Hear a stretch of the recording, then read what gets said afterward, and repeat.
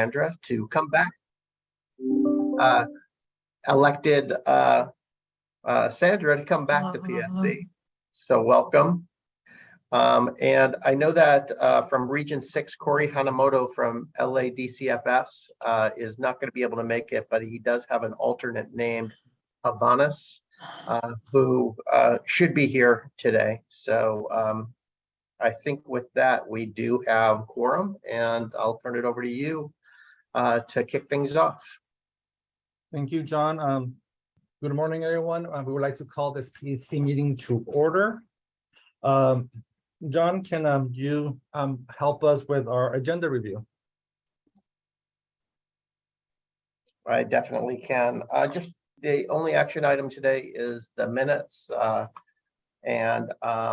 For those that weren't in attendance, if you choose to approve them, you could just approve them for the record and not the content if you were not present.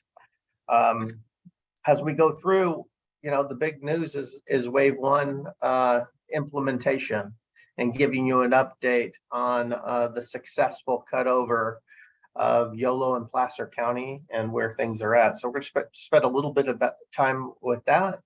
And also our focus on wave two. Actually, our focus is on all 58 counties. I sit there and try to ham it in a little bit, but it's really on all 58 counties. We want to specifically talk about where we're at on wave two. That's our next implementation wave. We're going to go into a technical operations update, and we did have an AWS outage, and it was our first night of 42 county batch, and it wasn't related to migration. So we're going to give an update on that. AWS is going to be here to talk about the incident and how they're putting things in place to help prevent that. We're also going to look at our open risks as we usually do at PSC and talk through those for 2 through 6. And then we're going to do a release and policy update for both Benefits Cal and CalSAWS. Item 10 isn't specific to CalSAWS, but we know how important it is, and that CalSAWS is a tool for all of our counties.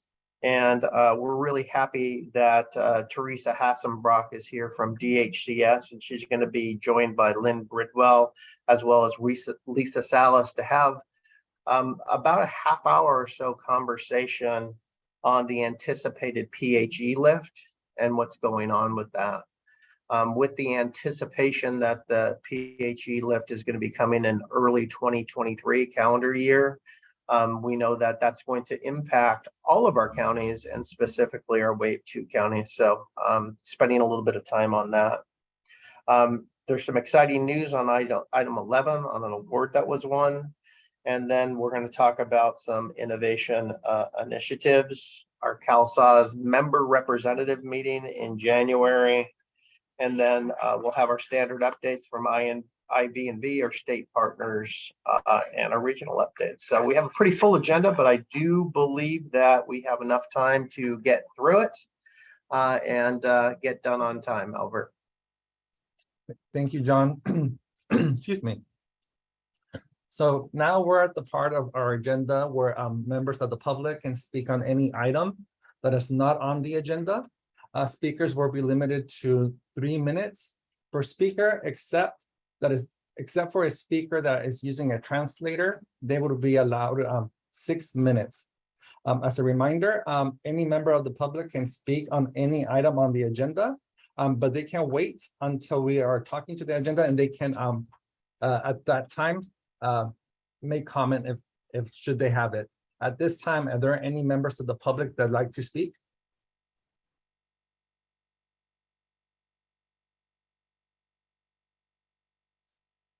Seeing none at this time, John, I think that we can go to item number 4.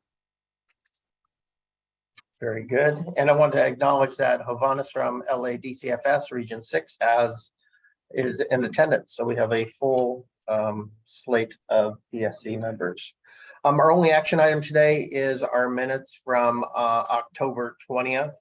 We did have one open action item that is on the last page, and that was for Rachel, who's come on the camera. Thank you, Rachel. And is I think there was a public comment on the importance of providing an environment for CBOs and others to sort of practice in benefits Cal and not doing that in a production environment. So I know, Rachel, you've been working with the team to do some research on this. You want to give a quick update? You are on mute, Rachel.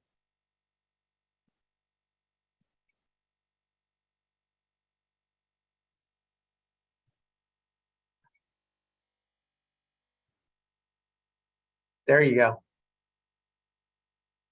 I still can't hear you. Still can't hear you.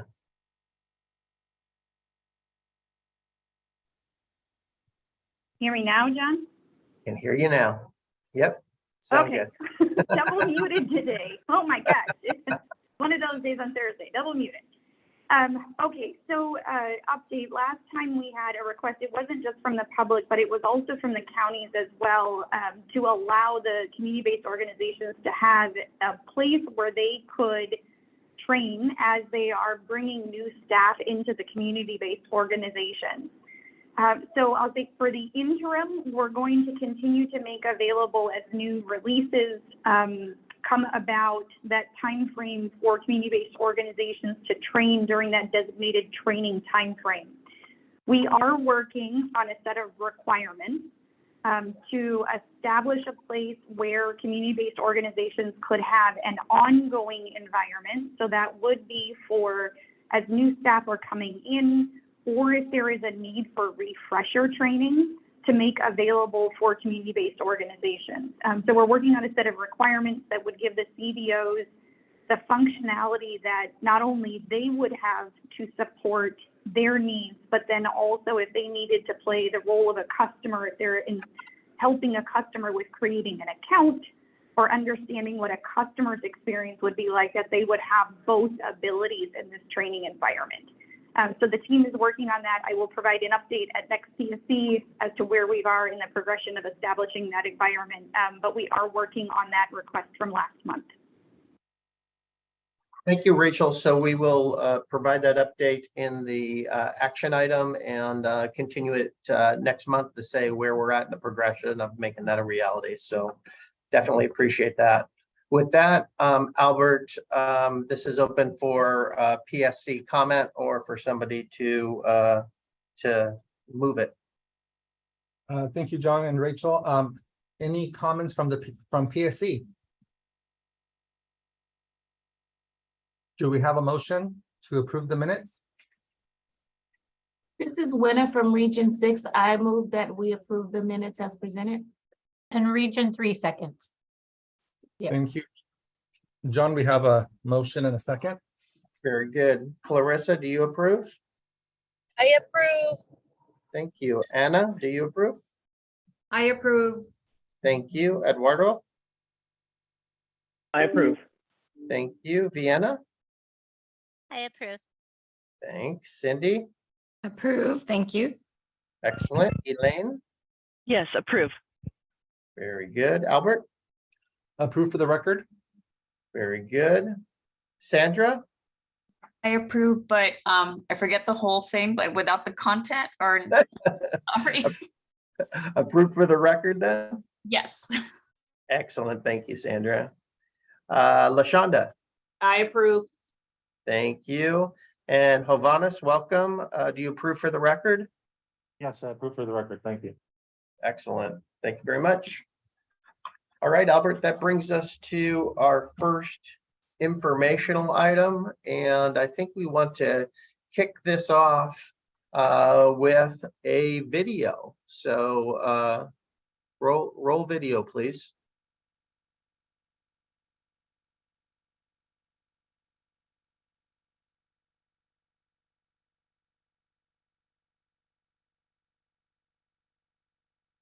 And we need to get sound on this.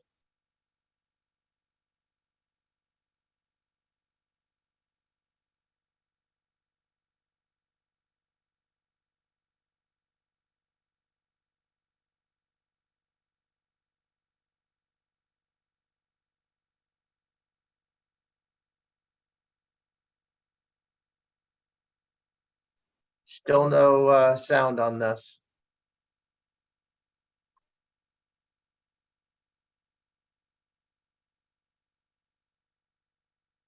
Yeah.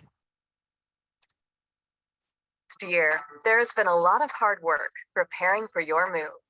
Your home is ready, and the time is now. You've already had the opportunity to explore your home through participation in user acceptance testing. Benefits Cal. The Benefits Cal portal has been live for 1 year and is effectively serving tens of millions of customers. Let's reflect on all that it took to get here. Working with the Deloitte ISS team, counties have done a lot to prepare. BPR. You've defined your CalSAWS processes and understand how those processes will be used once you make your move. OCF.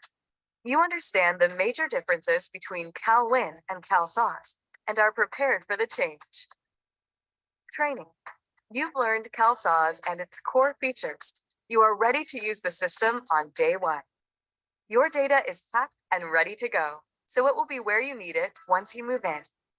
Your implementation checklist is complete to make sure nothing was missed before moving day. Moving day is here. Thank you to Wave 1 for paving the way.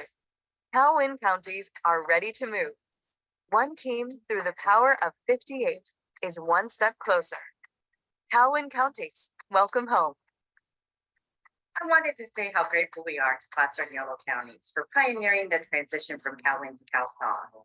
Your efforts have been truly remarkable, and you are setting the bar for the rest of our CalWin county. As you close this important chapter as part of the CalWin family and begin our county's transition to CalSAWs, I wanted to be the first to say, welcome home. Placer and Yolo counties, wow. After almost 2 years of preparation, you are now ready to move. The CalWin county's transition to CalSAWS represents the final momentous phase of our statewide adoption and journey to CalSAWS. It really represents the power of 58 counties. We couldn't be happier for you to join our existing 40 CalSAWS counties and pave the way for the remaining 16 CalWin counties over the course of the next year. So on behalf of the CalSAWS JPA board, our project steering committee, and our entire project, welcome home. Welcome to your new system, Placer and Yolo counties. Welcome home. Placer County has worked hard to prepare for the move to CalSAWS. I want to thank our entire Placer County CalSAWS team, including all of our leads and our incredible staff, for their steadfast, tireless effort to get us to this point. We could not be more excited to move into our new CalSAWS home, join our fellow California counties, and demonstrate the power of 58. It's moving time in Yolo County, and we are ready. It's been an incredible journey and has taken a lot of hard work to get us here, but we could not be more excited. Thank you to our incredible Yolo County CalSAWS team for your diligence and dedication to bring us to this important milestone, and everything you have done to prepare our county for this big day. We are ready to move in, and we are thrilled to be a part of the CalSAWS family. We say yes to the address.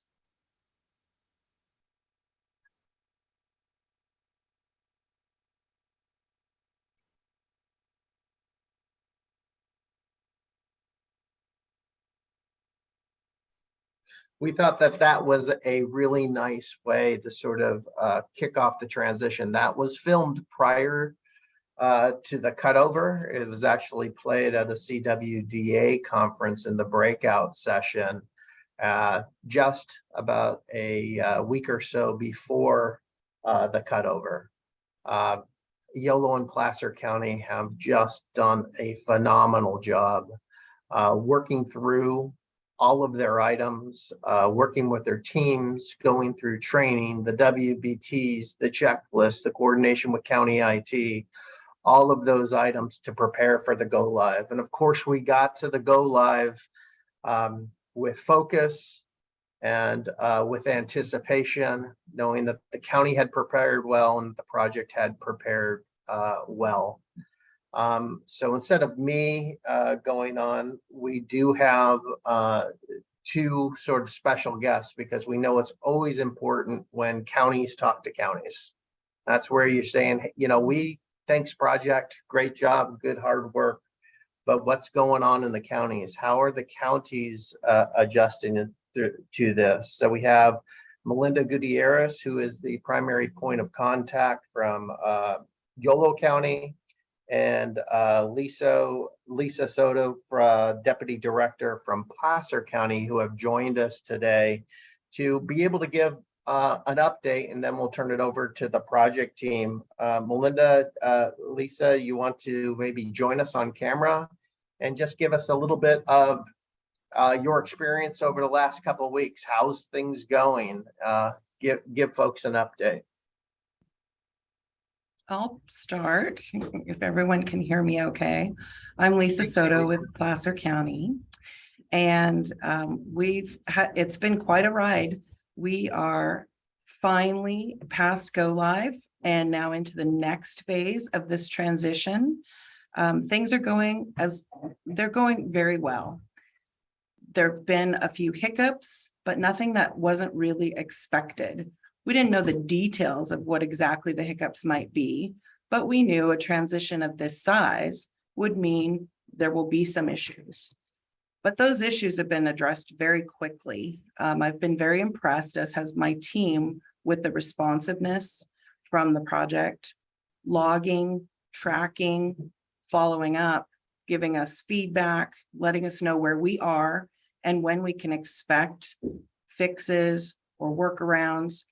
Or in some cases, it's just how the system was designed and we didn't quite understand that. So there's been patience with us as we learn how the new system fits within our business operations.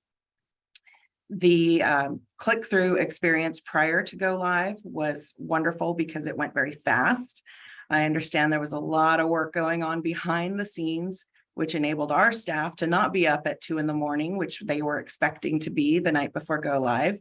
So we were very pleased that resulted in a smooth Monday morning. We had minor issues like security rights things. As I mentioned, any conversion issues are being addressed very quickly.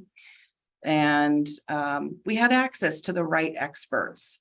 Our staff have been very appreciative of the virtual support that we continue to receive and of the suggestions for how to structure our own internal support and the access that the project provided us to other counties that had gone live on CalSAWS before us. Those things have been terribly helpful.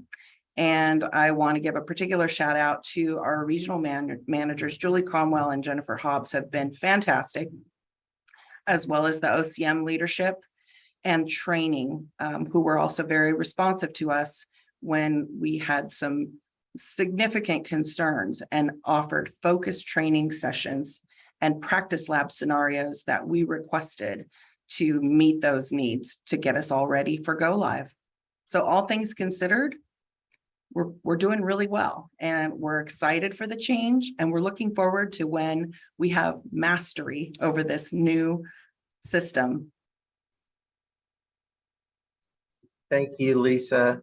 We appreciate the update and thank you for all of your hard work. You have to be proud of your team and staff and all the hard work that it went to be able to get there, and together we'll smooth out those hiccups and look forward to really that mastery that you're talking about. Melinda, are you out there? Can you join us?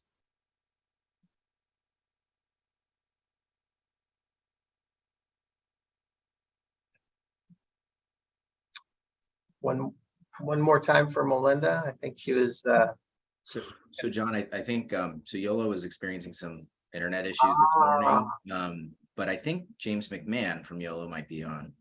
James, are you out there? Maybe on phone?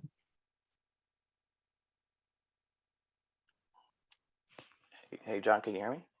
Yep, I can, James. Thank you. Appreciate you joining. Yes, good morning. Linda actually was scheduled to be here today, but we had some issues in the office today with our internet being down. So I'm actually from home. and I was monitoring. And so I'm jumping on today to just share a little bit about our experience in YOLO.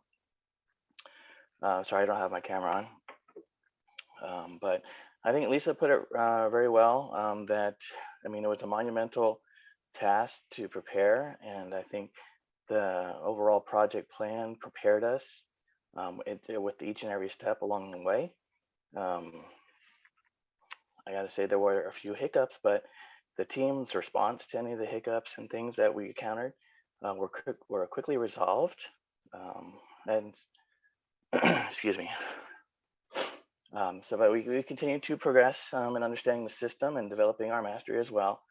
But it's been a great experience. I mean, it was monumental. I can't say that again, like how many times, how big this project was and how well all the pieces came together to make us successful in our go live.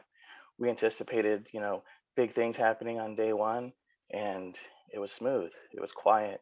It just seemed like another day. So we're really excited in YOLO to have CalSAWS on board and moving forward. James, thank you. And I know that you guys have a countywide internet outage today, and we just really appreciate you hopping in, and we just thank Lisa as well as your teams. It takes us all together, and we are just so excited that we're 42 counties strong in production and looking forward to the remaining 16 coming over in the waves. I think Albert, next we're going to hear from the team to talk a little bit about the cutover, what's going on, and sort of our status. So Duncan, I don't know if it's coming back to you. I'm going to let Arnold go first, John, and then I will pick up. So Awesome. I'll provide an update on overall system status. All right. I'm very happy to report that from a system status, which includes the CalSAWS core, as well as the imaging system and the contact center, the systems have been performing very well since the go live event. We did have an outage that occurred that impacted our batch. I'll go into a little more detail on that on the 31st into the 1st. Other than that, what we've seen is, for reporting from the other 40 counties, this was a non-issue for them as far as bringing the other two on from a system performance. So the onlines are performing, our batch is completing by SLA, and overall we've received very positive performance reports from all of the counties, the 40 plus the 2 coming on. Owner, do you want to talk through Benefits Cal?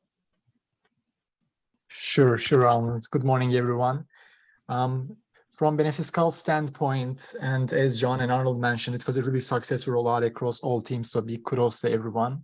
And on the Benefits Cal side, it has been a really positive 10 days following the Wave 1 cutover. We see good volume of new applications coming in from YOLO and the Placer customers, as well as uploading supporting documents.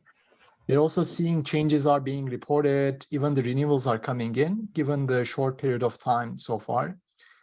And prior to the cutover, we have done some outreach efforts, including emails and the SMS campaigns for YOLO and Placer customers prior to the cutover, to inform them about upcoming rollout and encourage them to use online channels available for customers. And it looks like those efforts had a positive impact on the adoption and the usage of the online channels through Benefits Cal, and reflecting on what we are seeing so far. Thank you for that. And I think, Duncan, I will be handing over to you. Great. Thanks so much, Owner. And thank you, Lisa and James, for your commentary as well. So in terms of county support and the overall transition, very happy to hear how our counties are doing from a post-implementation support standpoint. We are seeing that the counties are conducting regular business and are able to perform intake and ongoing functions as expected in the new system. The things that we're seeing around the transition are what I would call normal kind of learning curve to be expected following a major go live like this, but nothing a particular concern from a process or adoption standpoint in our counties, other than continuing to make the transition from Cal into CalSAWS. In terms of the support model that's in place, and I know Lisa hit on the virtual support, so we have a kind of a multi-tiered enhanced support model for our Wave 1 counties for this first 60 days post go live, which includes additional project leadership who's on site, subject matter experts out in the field supporting our counties for staff that are in the office. There's also a virtual support tier, knowing that a good percentage of county staff are still working remotely. And both of those seem to be meeting the need in terms of giving that additional support for our counties. Additional things, there were resources that were provided to counties, such as the go live packet, which is kind of a single tool to assist staff to self-serve when it comes to getting support. So all of that seems to culminate in a really good ring of support that's being put around the counties. Any issues we are seeing, issues that are being escalated, and those are being triaged and expedited to closure. So appreciate the county's flexibility with the transition and really showing incredible stamina to get through this big migration and performing really, really well post go live. So with that, I will turn it back to you, John, before we go back to the rest of the agenda. Thank you. Thank you, Duncan, and we appreciate the updates. We know that we are working through some, I would say, minor conversion items that come up with how much data came over, and the team's turning those around very quickly and communicating. So for folks that have been sort of working through those items, that's great. And we appreciate the county's patience and perseverance as we've gone through this journey. And I'm always really pleased to hear from the 40 production counties that they're not noticing any performance issues or functionality issues. So that's really, really positive. Arnold, are you or Keith going to go over some of the risks that are here? That's for wave 2, correct? What we're showing right this now? one is for wave 1. Good, thank you. Thanks. Keith, do you want to take that? Yeah, happy to. This risk right here, 279, is about the submission of state reports. And so a little bit of backstory. I'll try to go too far back on this, but we have been supporting the production counties with biweekly meetings on state and fiscal reports, as well as enhanced communication. And so what we've done for the wave 1 counties, and we'll be doing this for the subsequent wave 2 through 6 counties, is providing a plan, a path leading up to the go live, as well as support after go live, so that we're preparing the counties to gather their reports and be able to submit the reports timely, and making sure that we are communicating not only with the counties to us to counties, and then respectively to the state. And so that's what this really represents, is making sure that we've got a plan in place to do so. So at a high level, for wave 1, we started approximately 2 or 3 weeks before the go live. And then we also have weekly meetings with the wave 1 counties. Those meetings are on Thursday. And what we will do, we'll continue on with this cadence of meetings, but approximately 1 month prior to the next waves migrating over to CalSAWS, we will be preparing those counties with the same things that we've prepared the wave 1 counties. And this will evolve as we learn more, as we learn more through the process. So this will be the process as we go through all of the waves. And so this will continue on for the next year. So you'll be hearing much more about this, but we want to track this here because we want to make sure that we're preparing the counties. With that, Arnold, I'll hand it back to you. All right, and just a closing point. We know that for Placer and YOLO, this first month end is kind of a hybrid, to where it's going to be a combination of using both their CalWIN month end reports and the CalSAWS to create that consolidated view for the state. Right. We did receive good feedback where some of the month end reports have been produced and they footed for the day's worth of activity. And then we will be paying close attention for the next month end when it'll be 100% on CalSAWS as well. That's correct. And these are the types of things that, you know, we or items that we will learn throughout this month that we will apply to the next set of waves. I think each wave will be in that scenario where some majority of the data is in CalWIN, a portion of the data is in CalSAWS at the time of cutover. And so we have to account for that. I think what we're the insights that we're gathering out of the Placer and YOLO go live and the submission to the state will give us a lot of action items for the next waves. So Placer and YOLO, we want to thank you so much. You've been great in this, but we're gleaning a lot of information from this. So thank you. All right, thank you. I think we can move on to the next. Yep. Thank you, Keith. Thank you, Arnold. Albert, we're turning it back over to you to see if there's any PSC questions or comments or public comments. Thank you, John. First and foremost, congratulations to Placer and YOLO on your migration. We expect, you know, some hiccups, but I think the bar has been set for the rest of us that are on that journey. So again, congratulations and thank you for all the support to all the staff at CalSAWS and the various departments, and we appreciate all the support that has been given to those counties. Any comments of the PSC?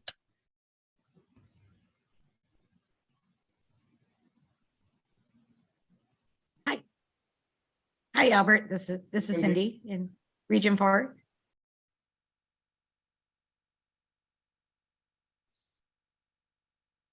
And I just wanted to say congratulations and good job, everyone, and welcome home. Thank you, Cindy. Any other comments from the PSC? Any comments of the public? John, hearing none, I think we can move on to the next item. Very good. And I'm going to turn it over to Catherine and Duncan to talk about wave 2. Thank you so much, John, and good morning, everyone. With wave 1, we are also still continuing to focus on waves 2 through 6. For wave 2 specifically, we're going to cover the readiness summary of where we're at. We are 3.5 months away from wave 2. And as you can see from this high-level Gantt chart, there's a lot of activities. We're going to cover more on the subsequent slides. So if we can go ahead and move forward one slide. Thank you. All right, so first we're going to go through the different readiness categories, and I'll start with application. So at the very top, you'll see that there something a little bit new is that the deployment that we are tracking for the releases is going to be for 23.01. The testing for this for 23.01 will begin starting in December. So at next month's timeframe, we'll start to provide more information on the testing results as we continue tracking towards that release in regards to in preparation for wave 2. For the contact center readiness, there are all 3 SCRs for the county summary, or excuse me, the contact center SCRs are in process. Each county has their own SCR for this, and counties are currently refining their contact center designs, and they will be approving them this month. So that will be another major milestone for the wave 2 counties for Tulare, Santa Clara, and Contra Costa as we continue to move forward with their contact center readiness. For imaging, the data exports and the images exports continues to be validated. These activities for both the project as well as through Highland will be an ongoing activity over the next 2.5 months leading into go live. For Benefits Cal, the CBO conversion file, their mock run 1 has been completed. Later this month, the counties will continue to be validating the CBO extract, and we will also be starting more of those outreach and training and communications starting in December. So that is just on the horizon for the wave 2 counties. For Central Print, configuration meetings continue. There are a few items regarding validation meetings and making sure that all of the inserts for all 3 counties are accounted for, and those teams continue to validate that with the central print team. The next readiness category for wave 2 is the integration. All 3 counties have started their county interface partner testing. We are slightly behind on where the team had planned from a progress perspective. So all 3 counties have a different number of interfaces. So Contra Costa, as an update, they have 2 of their 6 interfaces have already passed. And Tulare has 3 of their 8. We are slightly trending behind for Santa Clara. They are actively working with the integration team on a remediation plan for that. We do believe that we'll be able to make up some of that time as the teams work together to resolve and continue to push forward with the testing for Santa Clara interfaces. The project also has interface partner testing with the state partners. Right now, we are already 54% complete of all of those testing of those interfaces, and they continue to move forward. For conversion, the CDT defects resolution continues to be a top priority for the conversion team. And also on the horizon for conversion, there is the mock conversion 1 will be later this month, and then mock conversion 2 for the wave 2 counties will be in early December. For technical county network connectivity, this is a change from what was in October. We actually are now trending green towards all of these for all 3 counties. A lot of this had to do with different circuits being deployed and installed. About 2 weeks ago, we also had the Comcast circuit delivery installed for Santa Clara, and that continues to be monitored throughout all those installs. Performance testing began about 2 weeks ago. And they are continuing to move forward. Everything is on schedule and making great progress towards all of the testing results and within SLAs. On the next slide, we'll start by highlighting a few things for training. Now, there is a lot of activity right now for training. For all wave 2 counties, early training and train the trainer started back in the end of September. So those those are ongoing and they continue to make great progress. The wave 2 staff curriculum has been assigned for all of the end users, and that milestone was completed in around October 17 timeframe. The wave 2 classrooms and setup for all of the end user training, that is moving forward, and certification of those classrooms will start in mid-December. Now, when we start thinking about what's next for the early learning and train the trainers, their ILTs start later this month, actually the last month in November, on November 28th.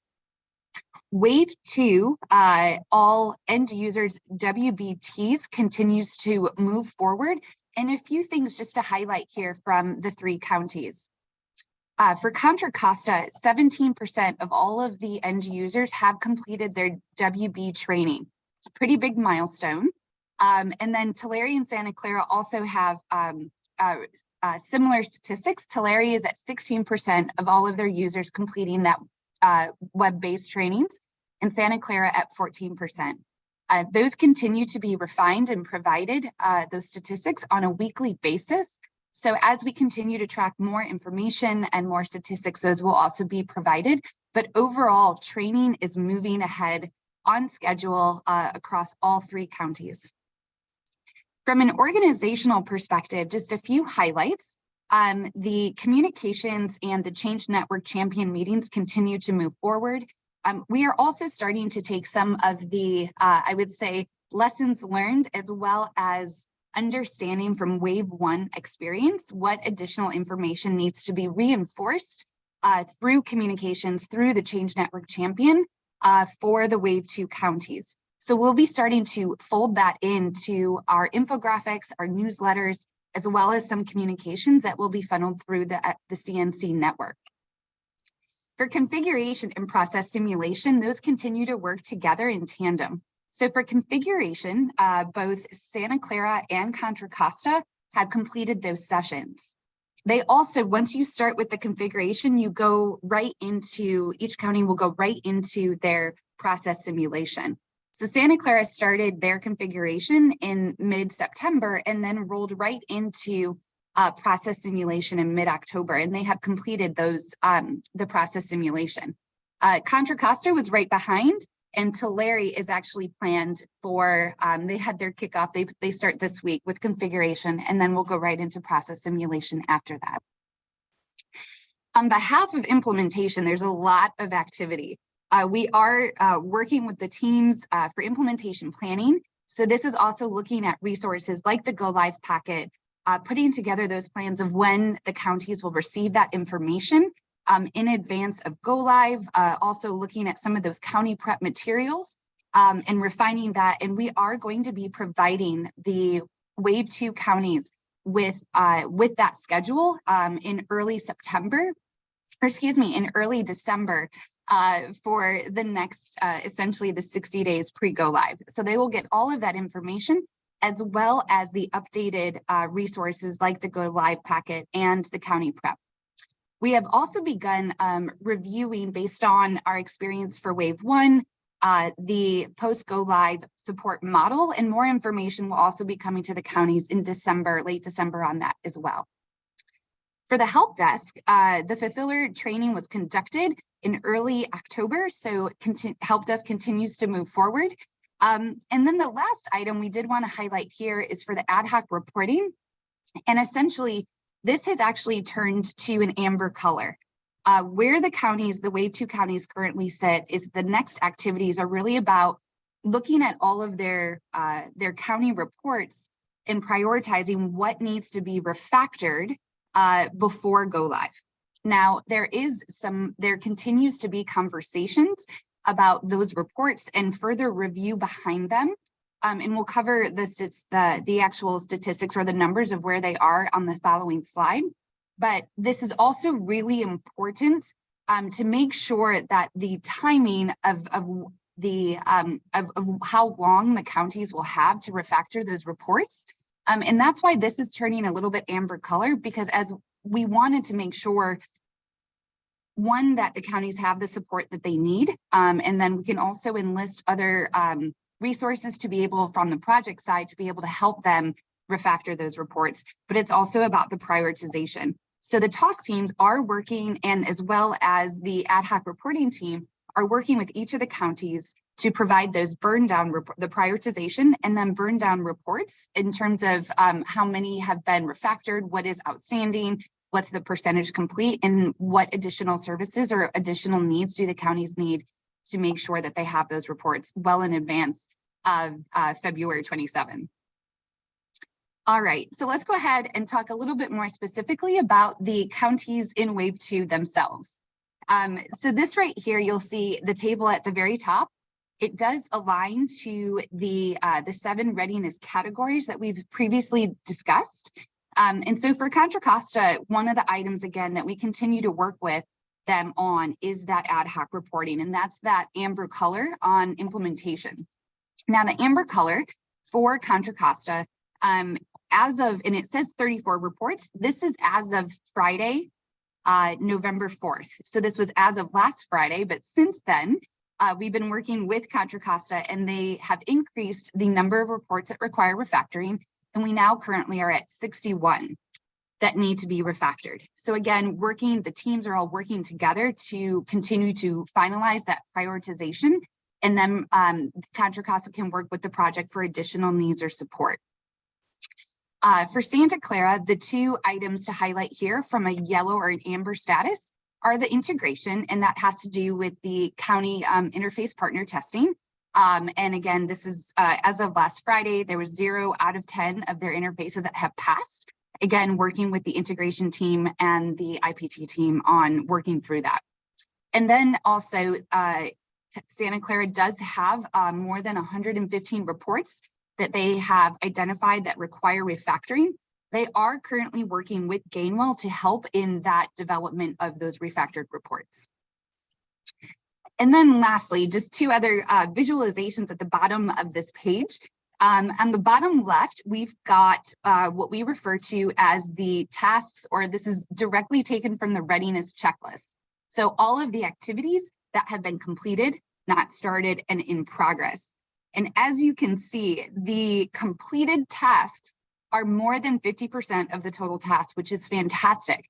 And this is where we expect all 3 counties to be at this point.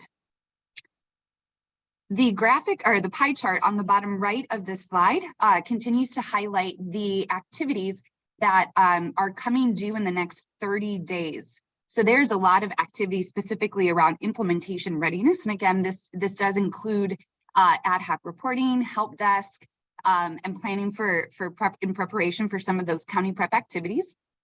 And then application readiness is the next one.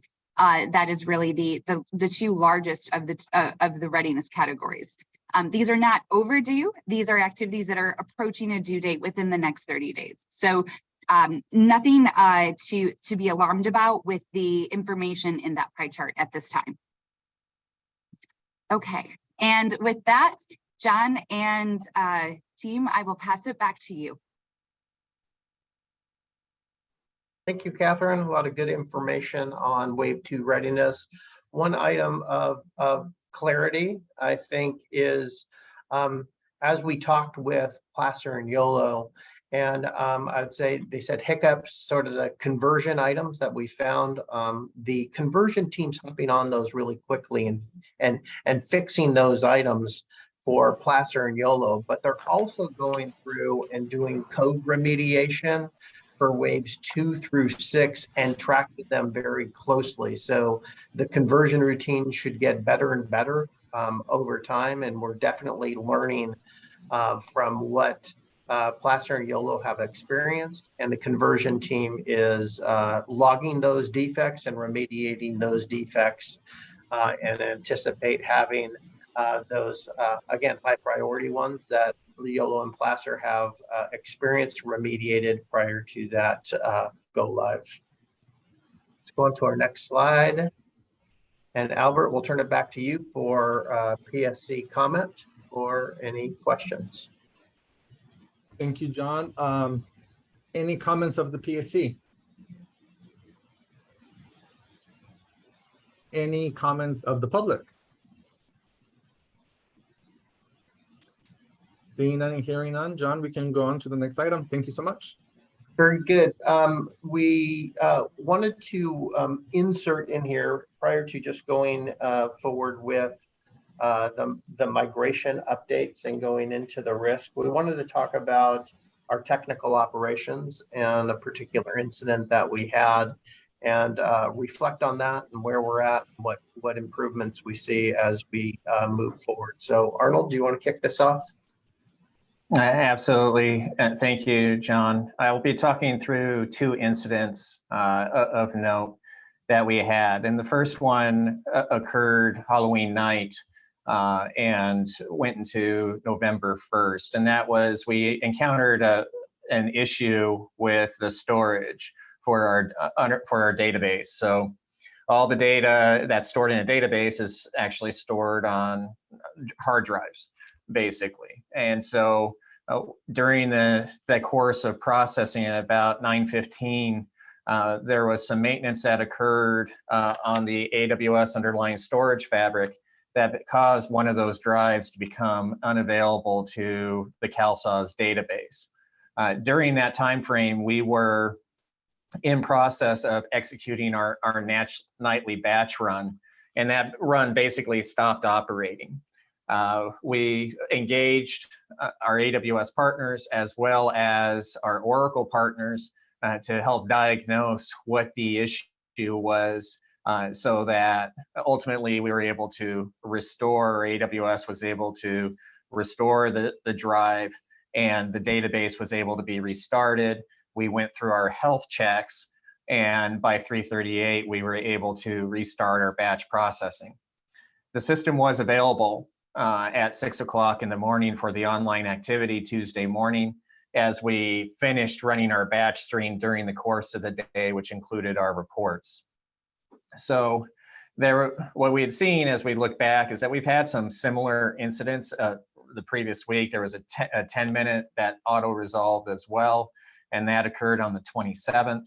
And so we're working very closely with AWS to understand the root cause of all those incidents to see if there was a correlation between those two and the associated findings in that root cause, as well as what we can do to increase the resiliency of the CalSAWS application to avoid a similar type issue that we had that Sunday night. So with that, if we can go to the next slide, I'll hand over to Mark Spitzer, who's the senior manager with our AWS public service practice in the West. So Mark, if you want to go through some of the details on the investigation and the actions. Yes, thanks a lot, Arnold. Good morning, everyone. So the incident occurred basically due to some communication errors between a compute instance that was hosting the consortium's primary database and an elastic block store, what we call an EBS volume. So the service team associated with that and digging into this found that the root of the problem be around a particular software release in part of that infrastructure.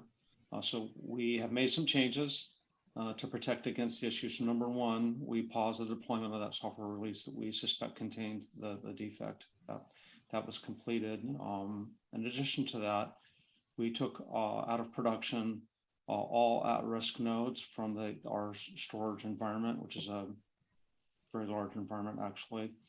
That process was also complete.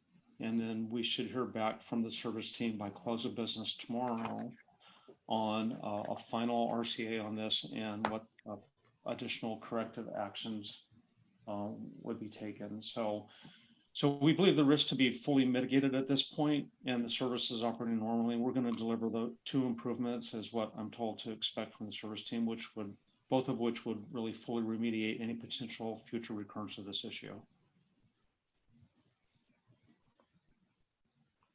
Thank you, Mark. The second item that I'll talk about involved an issue with the imaging system on November 1st. And at 11:30 in the morning, what we saw is that users started to experience some delays in processing of the images. And so that was on newly submitted documents in CalSAWS. It was also resulting in delays in updates to existing documents that were currently going through the workflow and the generation of tasks and reports. The issue was resolved at 5:04 in the afternoon with Highland. And during that time from 11:30 to 5:04, backlog had developed. And with the changes that Highland was able to do, that backlog was cleared by 8:45 in the evening. System performance since then has been within the normal parameters. Highland is in process of completing the root cause on that issue. There are 2 items that they are pursuing. One is there was a potential bug that was causing resubmission of transactions, which was generating artificial load in that particular area of the system, as well as they're just confirming that with the 10% increase in volume that occurred with the result of Placer and YOLO coming on, that there wasn't a scaling issue that we had for that specific instance. So depending on the outcome of that root cause, there may be further actions and testing that we choose to pursue from a project perspective around moving up some of the regression and performance testing that was scheduled in April, so that as we go into wave 2, that we have that higher degree of confidence. So we will be coming back to the board with an update as we get the root cause on both this AWS storage incident as well as the Highland incident. So Albert, with that, I'll transition back to you in case there are questions. Thank you. Any questions of the PSC? Hi, this is Sandra. I don't have any questions, but I do appreciate the transparency because Riverside County was going through a server change and we did get that feedback that there was some issues. So that helped us out. So thank you. Absolutely. Any other comments of the PSC? Any comments of the public? John, then we can move on to the next item. Yep, and we'll just jump right back into our project risks and looking forward through 2 through 6 and where we're at on our risk categories. All right, and I will pick up with risk 258, and that is the Calwin conversion cutover window is at risk of completing past the 84-hour cutover. So as many know, this with the wave 1, we completed the window 11 hours ahead of that 84-hour window. As we look forward to 2 through 6, we're dealing with 7 times the amount of data for the counties included in wave 2 through 6. So based upon just that volume of data, what we are doing to mitigate this risk is actually breaking the conversion event into 2. The first event will occur on main conversion weekend. That'll include all the live cases as well as those cases that were closed within the last 2 years, as those are the cases that are more likely to encounter activity and be reopened. Then 2 weeks after that main conversion event, we will have a second event, we call it our C event, in which we will be bringing over the rest of those closed cases for the that meet that data retention policy for the counties. And so we are currently going through testing of that revised process. There is a mock cutover event that will be occurring later part of this month into December. And in January, we'll be able to report out the results of what those cutover windows look like for wave 4. If we move, or wait, sorry, wave 2. If we move on to the next slide, the same risk applies towards wave 3, 4, 5, and 6. So the reason why we have these at red is we, based upon the paper analysis and the results of the wave 1, we believe we will have the risk mitigated. We will confirm that with the results of the mock cutover event. And so we are continuing to monitor, and we'll use the same approach for those subsequent waves as well. Dan, do you have anything you would like to add regarding 258? No, I think you covered it, Arnold. We're also continuing to work through some of those technical items, such as additional parallel processing and tuning, which we applied to wave 1. So we'll continue to work through that with the teams. That's right. And I'll cover some more of that with the batch risk that we'll be talking about as well. Yep. If we move on to the next. So risk 268 is the master risk. Dan, I'll let you talk through that. You got it. This one will take a little bit of time because it covers about half a dozen sub risks, but it'll make some subsequent slides go faster. We had our risk management group meeting this Wednesday, which was yesterday, and some of those updates aren't yet in this slide, so I'll provide a verbal update to that as well. What you see here was current as of before that meeting. But some of the updates, I'll go through each one. On the batch performance side, testing has started there. It started on October 17th. On 11/1, they did a second wave of testing based on programs where they saw tuning opportunities. We met last night, so there'll be further risk updates to this risk coming in today, which we'll present at JPA next week. This one remains yellow for the reasons Arnold described. It's simply more volume and more tuning to do. Imaging scalability, that one is in a green status. We haven't closed it out. We continue to monitor, but things have been going fairly well. On the county readiness risk at the Wednesday meeting, this one went from yellow to green. So good progress in that area. 263 was the risk that captured all the defects that we were tracking for resolution prior to wave 1. These defects were identified in the multi-month testing efforts associated with user acceptance test and CDT, or converted data test. Prior to go live, all of the P1 and P2s were resolved. The balance of the P3s and 4s, the lows and mediums, about 30% of those were included in go live packet with alternative approaches, and the team continues to work down that volume. On Wednesday, this one was closed out as it was specific to wave 1. We have opened a new risk as a group, which is 280. We'll be adding to this slide, and 280 will track the items coming out of go live. It will also track for the conversion programs as things are updated from what we're seeing in wave 1 to make sure the conversion programs are updated as well for waves 2 through 6. John alluded to that. So risk 280 was approved on Tuesday. We'll be tracking that, and that is starting in a yellow status as we track what's coming out of wave 1. The county image migration readiness risk varies by each of the waves. This is where the counties are extracting from their legacy systems what they need for the project to import. Specific to wave 2, this one is on track and remains green.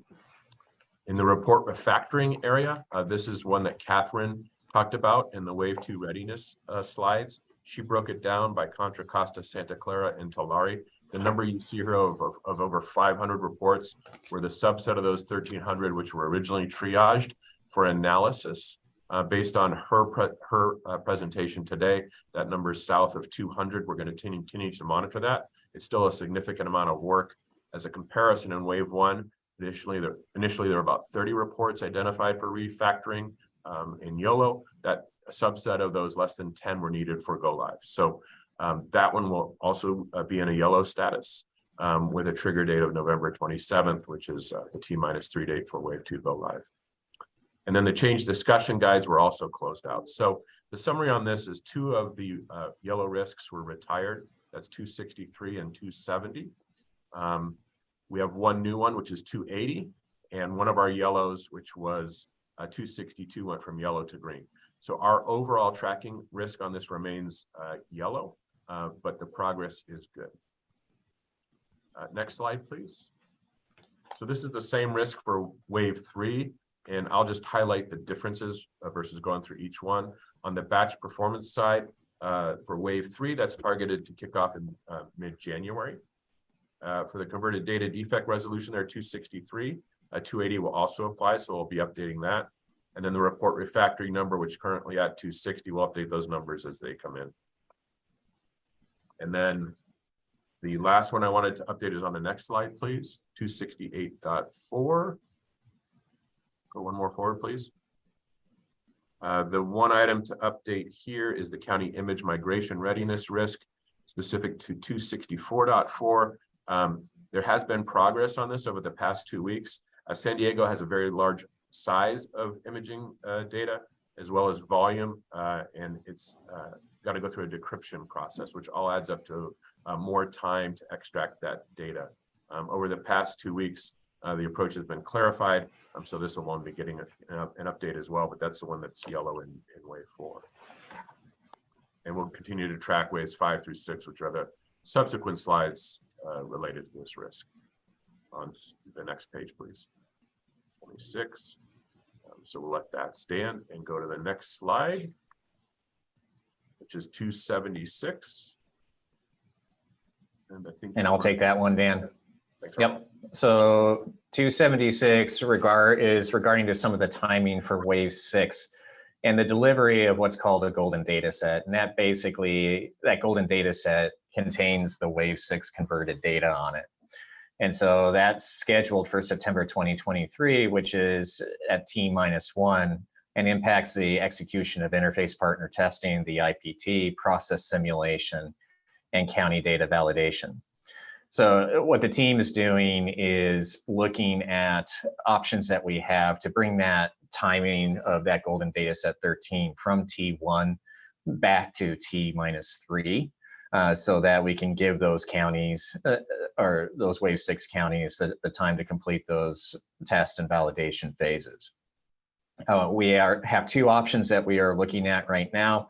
The one is the fact that we are creating a 58 county data set that we will be using to do some additional scaling and batch performance testing on, and we may be able to reuse that data set or use that environment to put that wave 6 data into. There's about a 3-month delay between the creation of that data set and the T-3 timeframe. Second option is that we would provision a new environment to be able to create that data set earlier and meet that T-3.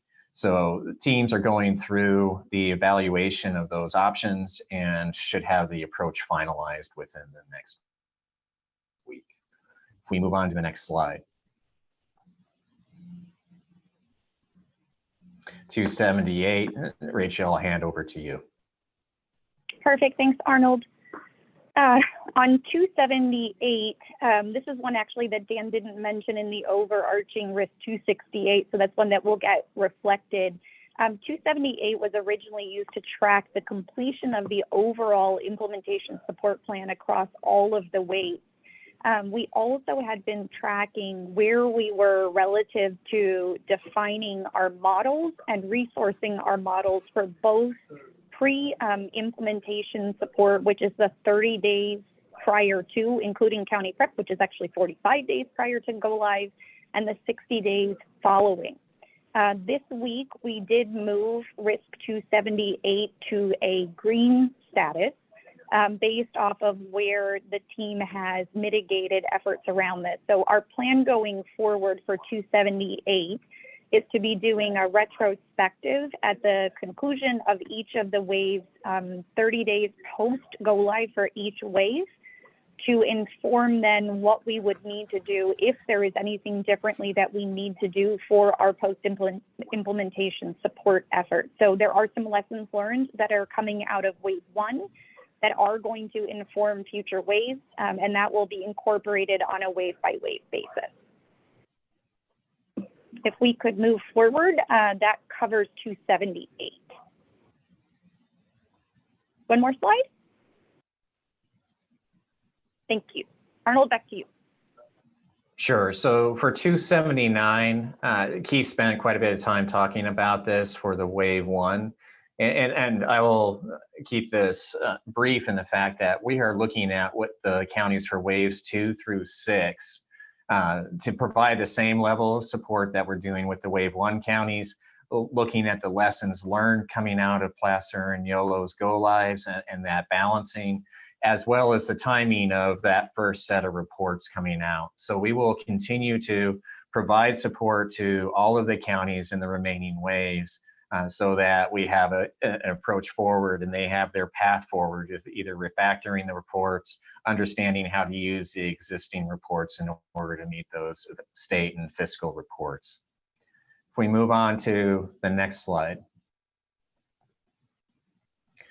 262. Rachel, I'll turn it back to you. Perfect. 262, Dan mentioned that this one just recently, this past week, had turned to a green status.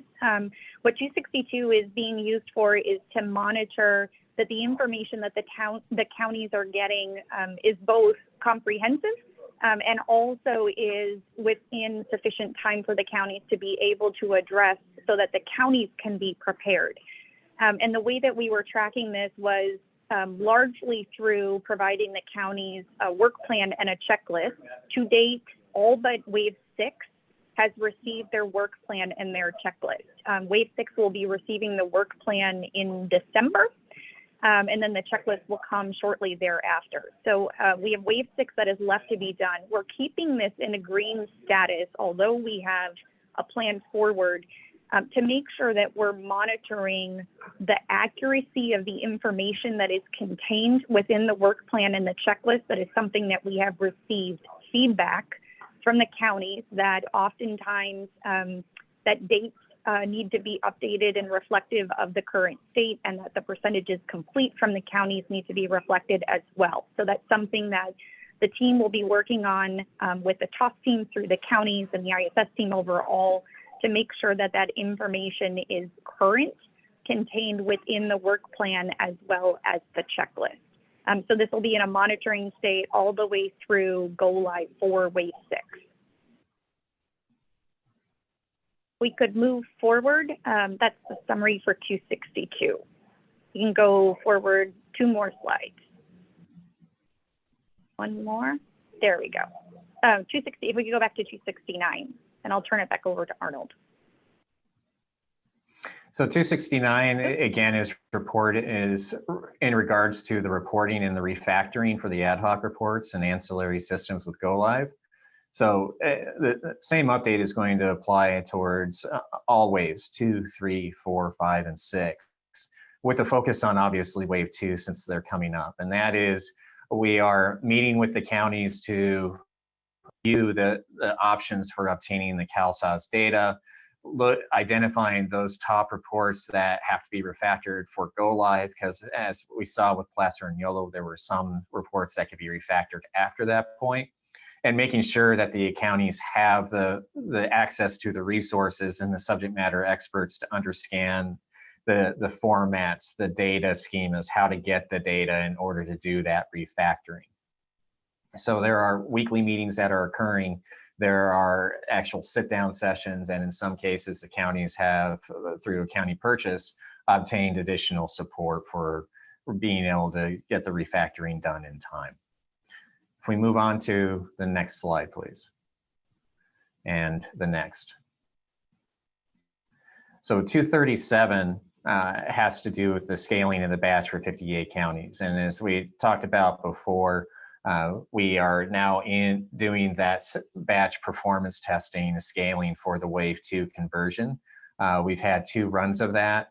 And out of the first run, there were a couple jobs that took longer than expected. And so we were falling outside the window. And that's pretty typical for what we have seen as we do the first pass through the data. So there are subsequent runs that are scheduled, as well as additional tuning activities that the team has done. So we will continue to monitor that Wave 2.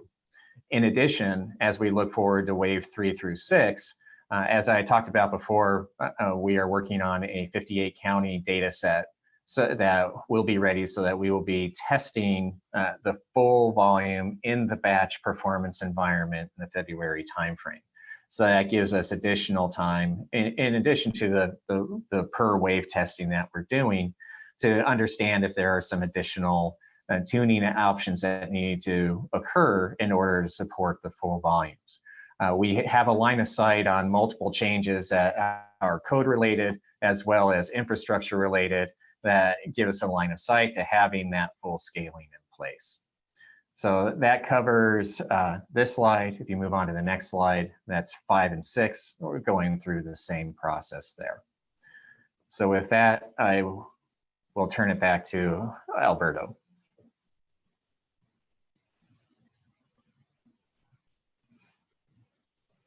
Albert, I think we are wrapped up with a review of our risks, and this is open for PSC comment or public comment. Thank you, John. Any comments of the PSC?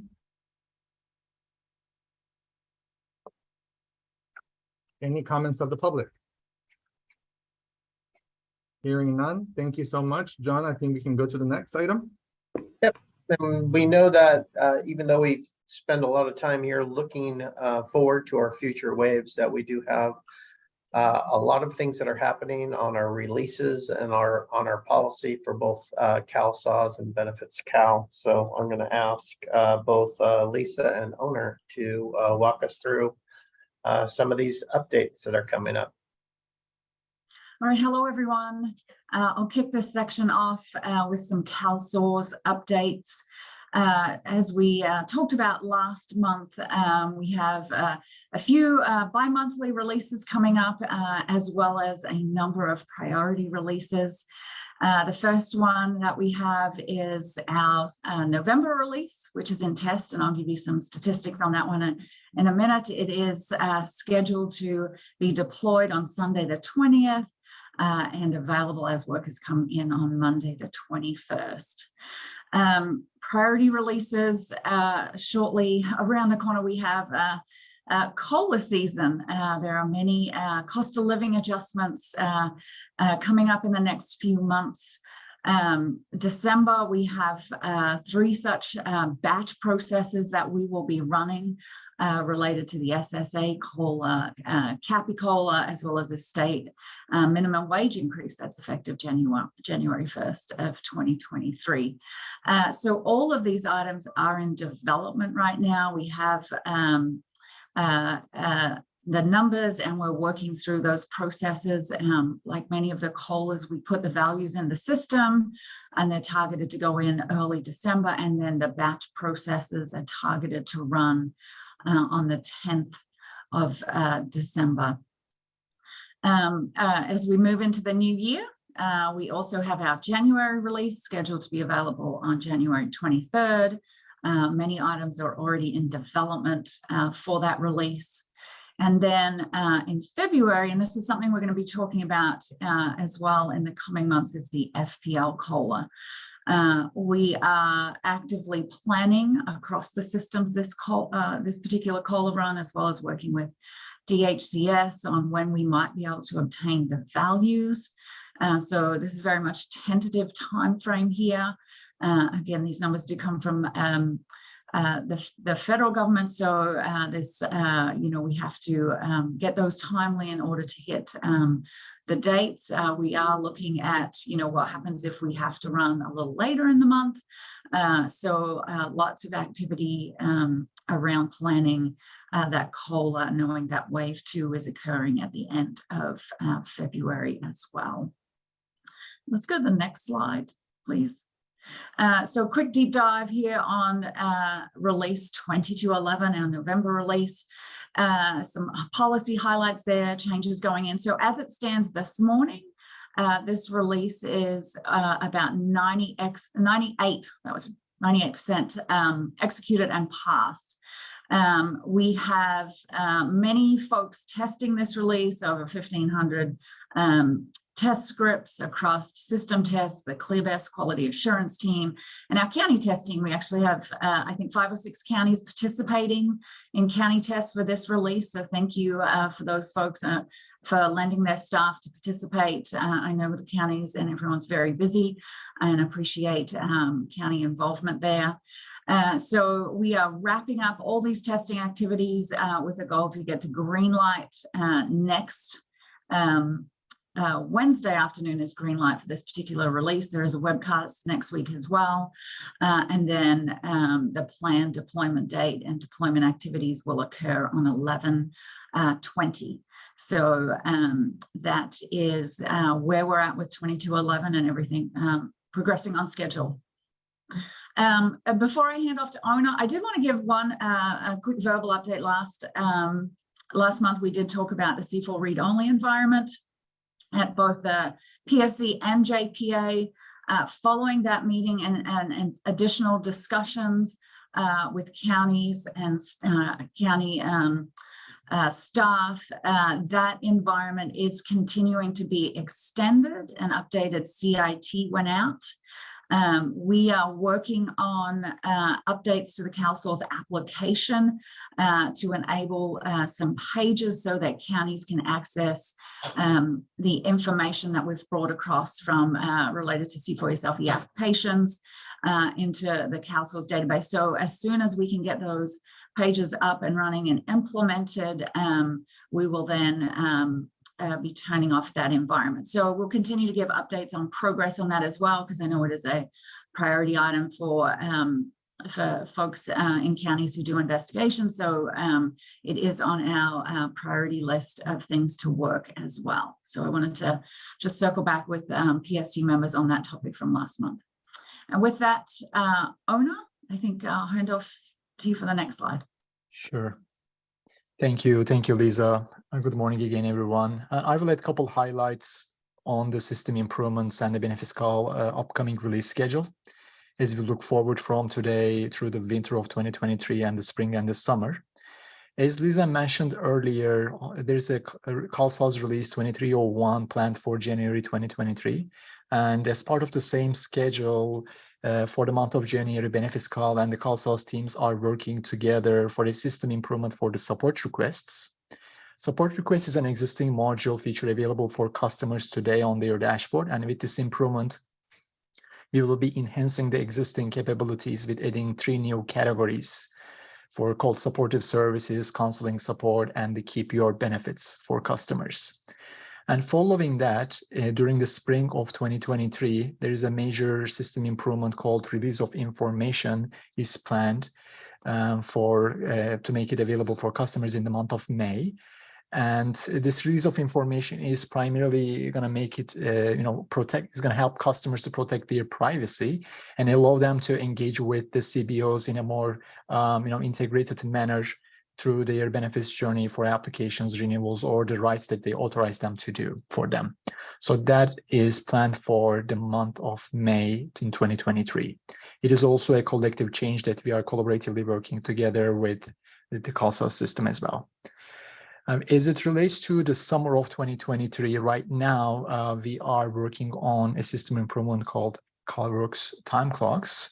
And this feature is going to allow customers to view the amount of time left on their benefits out of the 6-month time clock on the CalWorks. And depending on their situation, they may request extension through using the support request flow. So through the January till the summer, or this is planned for the June of 2023. I mean, the CalWorks time clocks enhancement is planned for June, month of June.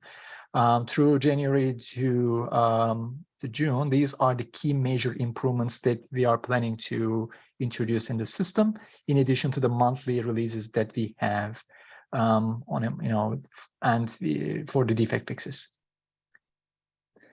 So with that, I will pause here for any questions.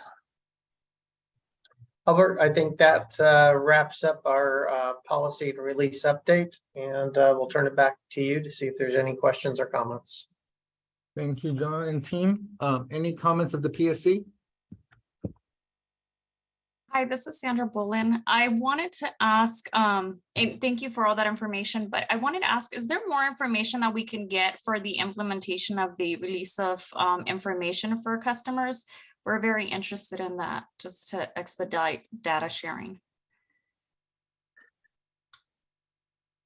Sure. Right now, I will coordinate with Joel for that, and I can take it as an action item. Definitely, Sandra. Thank you. No problem. Any other comment of the PSC? Any comment of the public? John, I think we can move on to the next item. Very good. That leads us to a discussion of ask Teresa Hassenbrock to join on camera, and Lynn as well as Lisa to talk about the upcoming anticipated PHE lift and what's being looked at, what collaboration DHCS has been doing with SAWS and the counties, and just take a little bit of time to sort of talk through that. So Teresa, are you out there? I am. Good morning, everybody. My name is Teresa Hasbrook, and I am one of the section chiefs within the policy development branch, and also leading up the efforts, one of the leads in the efforts for the public health emergency unwinding. Wanting to start by saying we've definitely heard loud and clear from our county partners the need for SAWS and DHCS to really work closely together as we go through this journey of both the public health emergency unwinding and migration, potentially during the same time period. And so we have been working very, very closely, and hopefully you'll really see the results of that close collaboration in the joint presentation that we'll be providing today. So we're going to start off with just providing some basic level setting of what's happening around the public health emergency and the guidance that DHCS has provided. So all of this began back in January of 2020, when the U.S. Department of Health and Human Services declared a public health emergency. But what really tied the continuous coverage requirement was actually the Families First Coronavirus Response Act. What that act did is it required that in order for states to continue to receive enhanced federal funding, that we maintain the same level of coverage for our Medi-Cal beneficiaries through the end of the public health emergency. Because they are directly tied to each other, continuous coverage will continue to last for as long as the public health emergency lasts at this time. Of course, we have all been tracking very closely where things are going with the public health emergency, because they can only extend it out in 90-day increments. Every extension, we are awaiting anew for what will happen. The last extension that states received was on October 13th, and it extended it out for an additional 90 days. meaning the first time that the public health emergency could end would be middle of January of 2023. What's really important to remind everybody is that CMS did commit to all of the states that we would receive a 60-day notice before any sort of discontinuance of the public health emergency.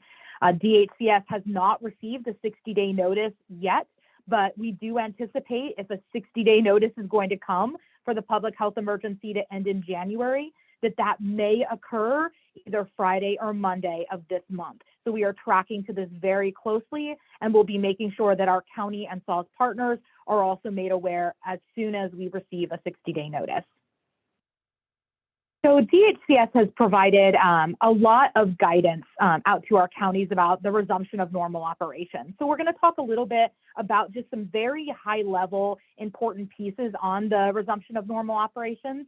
So if we can go to the next slide, some of the key things that DHCS has done, and I'll put these links in the chat in just a second, is DHCS did release a very comprehensive public health emergency operational unwinding plan that really outlines the department's vision of how we will unwind the public health emergency and all the allowable flexibilities that DHCS is applying for to help reduce the burden, both from our Medi-Cal beneficiaries, but also in many instances, trying to reduce the burden of our county eligibility workers as we go through this process as well. A companion to that unwinding plan was a detailed ACWDL, and it was ACWDL 2218, which walked counties through all of the policies related to the unwinding, and subsequent MEDL 22-28 provided flowcharts to provide visuals of what that policy actually looked like. And like I said, I'll put all of those links into the chat in just a moment. But as we're going through talking about kind of the migration and PHE crossover, it's really important to have just two basic understandings of what our guiding principles were. The first one is that from DHCS's perspective, based on feedback from both counties and SAWS, we really wanted to go with a one-touch method, meaning that we would leave all of the cases alone and not worry about processing them till their normal post-public health emergency annual renewal. Meaning if somebody didn't have a renewal due until June of 2023, that we would not touch their case to take any sort of action until June of 2023. And so that was really one of the guiding principles. Understanding that beneficiaries have changes in their circumstance, we understood that we also needed to provide policy to folks about what to do when people report changes. So we tried to keep it as black and white as possible. If the reported change was going to lead to a positive action for at least one person on the case, the county should process the change in circumstance, the annual renewal, and any other outstanding case actions at that time. And if there was no positive change, or if the change was going to be neutral, they should hold off any case processing until the annual renewal. And so those really were the core pieces of policy guidance that we provided to folks on how to process cases during the unwinding. We can go ahead and go on to the next slide. There is kind of one small exception to that.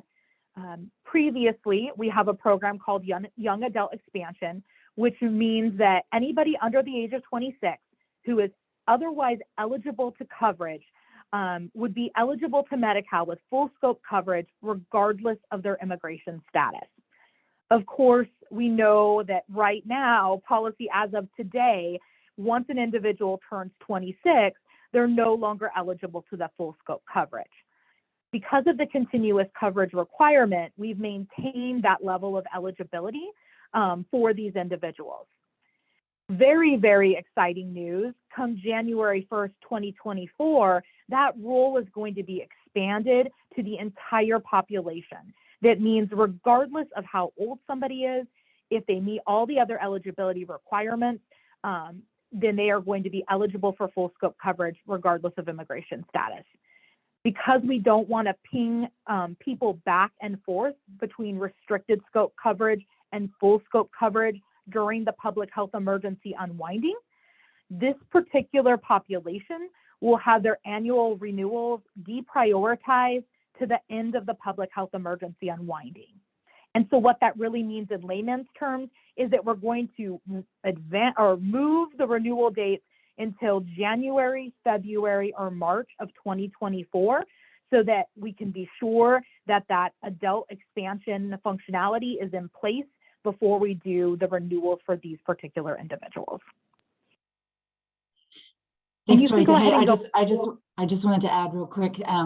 Thank you for that explanation. We are actively working with you all on designing automation to support this particular expanded coverage, as Teresa mentioned. So I just wanted to call that out. Thank you so much, Lisa. And then, the last piece, we understand that what Lisa just mentioned about, that automation partnership, we understand that there may be instances where a contingency plan is necessary and DHCS will need to come in and provide that support to continue that coverage. And so DHCS does have a plan in place to ensure that that full scope coverage maintains and meds. And so I believe that's all from the DHCS side. I'm going to pass it over to our SAWS partners to now talk about that crossover between the policy we just laid out and what that really means for the migration process. Thanks, Teresa. Appreciate it. All right, my name is Lynn Bridwell. I'm one of the CalSAWS policy and design managers, and I'll be going through some of the slides for the rest of the piece here. Also in conjunction with Lisa. Lisa's going to help me a lot from any technical pieces and some of the automation pieces if we need any other clarifications or some other pieces about that. So for counties, part of our discussion today will include mapping timelines of the migration and the PHE unwinding activities for both CalSAWS and CalWIN, including the additional layer of yellow banner cases that have occurred or will occur for the CalWIN counties, at least, as a result of migration. So on this slide, what you see, this is a sample of what a worker might see as they access a case. And it shows that they've got a yellow banner on there. It's also known as an EDBC mismatch. So it's going to depend a little bit on what the mismatch is. The message will read just slightly different. But again, we thought it was important for you to at least get a snapshot of what is the worker going to see as they're getting ready to process these. There's different mismatches that can include the benefits aren't exactly in alignment, the aid codes might be different, a program might be slated to be ready for a discontinuance, and they may be all perfectly valid reasons to work through, but it's just asking the worker to run the EDBC and make sure everything is back in alignment. So that's in part why we're focusing on a lot of the PHE unwinding activities in conjunction with Yellow Banner. And DHCS too has gotten a greater understanding of when we refer to the Yellow Banner cases or the EDBC mismatches as well. So communications have gone out. We've sent out various CITs, including the last migration when C4 moved over, and they're going to be continued to go out, and they'll be including guides for the case processing in the event that there is a yellow banner on a case. Okay, we can go ahead.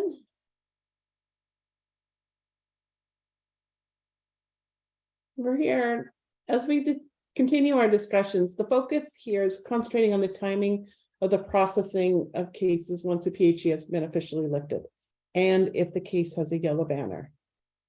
The second bullet in gives you a little bit of a place of like, where do we start from a county perspective? You know, if you've got the PHE unwinding has been officially lifted, there's cases that have the yellow banner, where are we going to be looking at? And as Teresa just mentioned, just trying to do a single point touch on the cases to the extent possible is starting with the next annual renewal after they've migrated. Otherwise, it's evaluating it based off of reported changes. If it's positive to take it effect, or if it's negative to try and hold off unless the renewal has already been processed.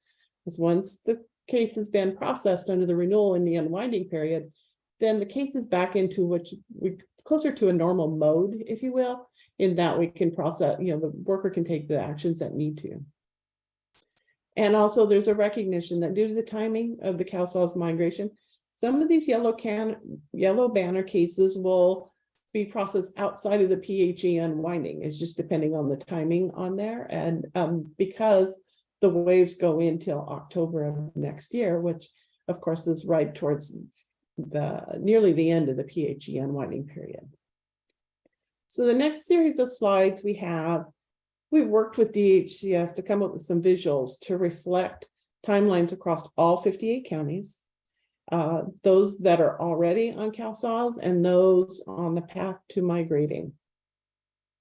So this slide is pretty busy, but at the same time, it reflects the complexity of what all of you counties are facing as we reinitiate processing Medi-Cal cases after a little over 2 years of no to minimal case processing. So this one here is intended to be a combined or comprehensive summary slide. Believe it or not, it's actually at high level, but we'd like to walk you through a little bit of its structure and what's being captured. Again, please note, these projections, these timelines are based on the assumption that CMS at the federal level will announce the end of the PHE to be effective the end of January. So if, as Teresa was talking about with them monitoring and us, if we get the announcement like Friday or Monday, if they don't give us an announcement or that 60-day notice, these calendars might need to shift by a month or so as far as some of the processing, not the go live dates or some of the COLA dates, but more in which system are the counties processing their renewals. So across the top there, you'll see the blue to a little bit lighter blue to the gray. That's to capture our current timeline. It begins in October. So as of last month, because we had our first wave. And it reflects, the darker blue reflects that we're currently still within the PHE.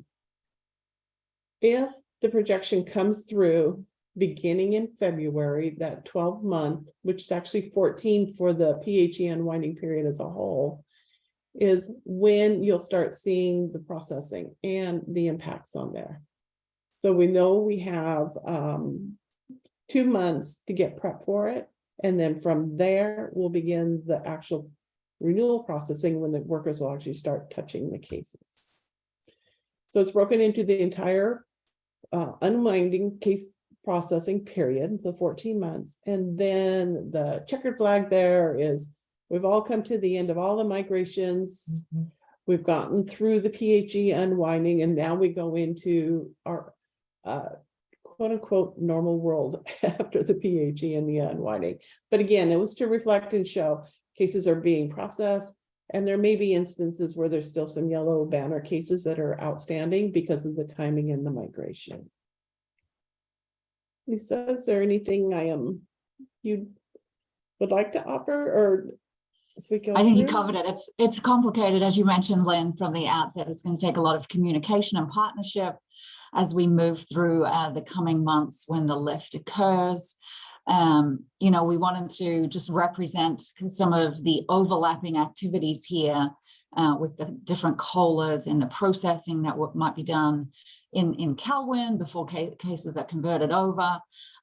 We understand this will probably generate a lot of questions, and that, you know, there's probably subsequent sessions that we'll have to discuss any detailed questions as they arise, and as we move forward. And I think that you know, this is a plan. It's you know, fluid, as both Teresa and Lynn mentioned, depending on when we get the official go ahead for the PHE lift.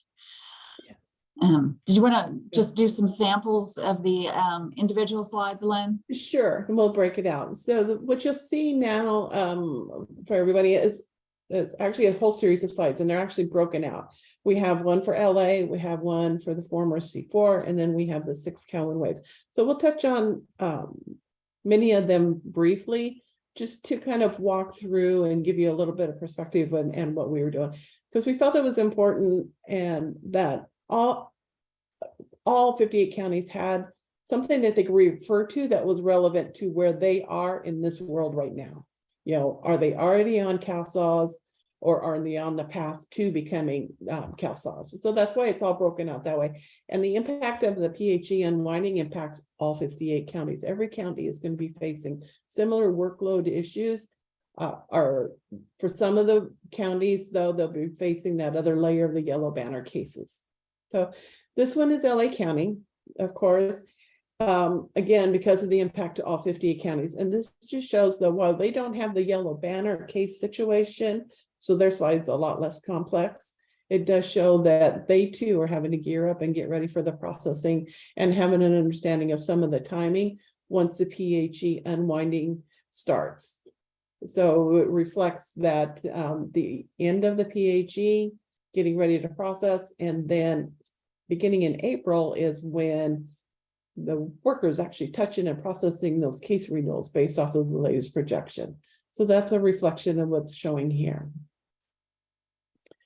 If we go to the next one, which is C4, former C4, the reason that we also have this, and it will have some impact with some of the yellow banner cases, it shows the impact because, as a reminder, since some of those cases shouldn't have been touched or not processed due to the PHE and protecting the benefits of the clients, some of those yellow banner cases will not have been processed yet. Even though C4 migrated just over a year ago, hard to believe, there is some that are still outstanding. So this is just recognition of that. And it's not, again, it's because in order to prevent applying negative actions, they left the cases. Okay, so this is just a reflection of that piece. That's right, Lynn. If when running EDBC, it would have resulted in a different share of cost or aid code, those things, those cases still have that yellow banner under the PHE protection. So that's why we see some cases still with the yellow banner on the Medi-Cal side for this former C4 counties. Yes. Thank you. And then on to our wave 1 slide next.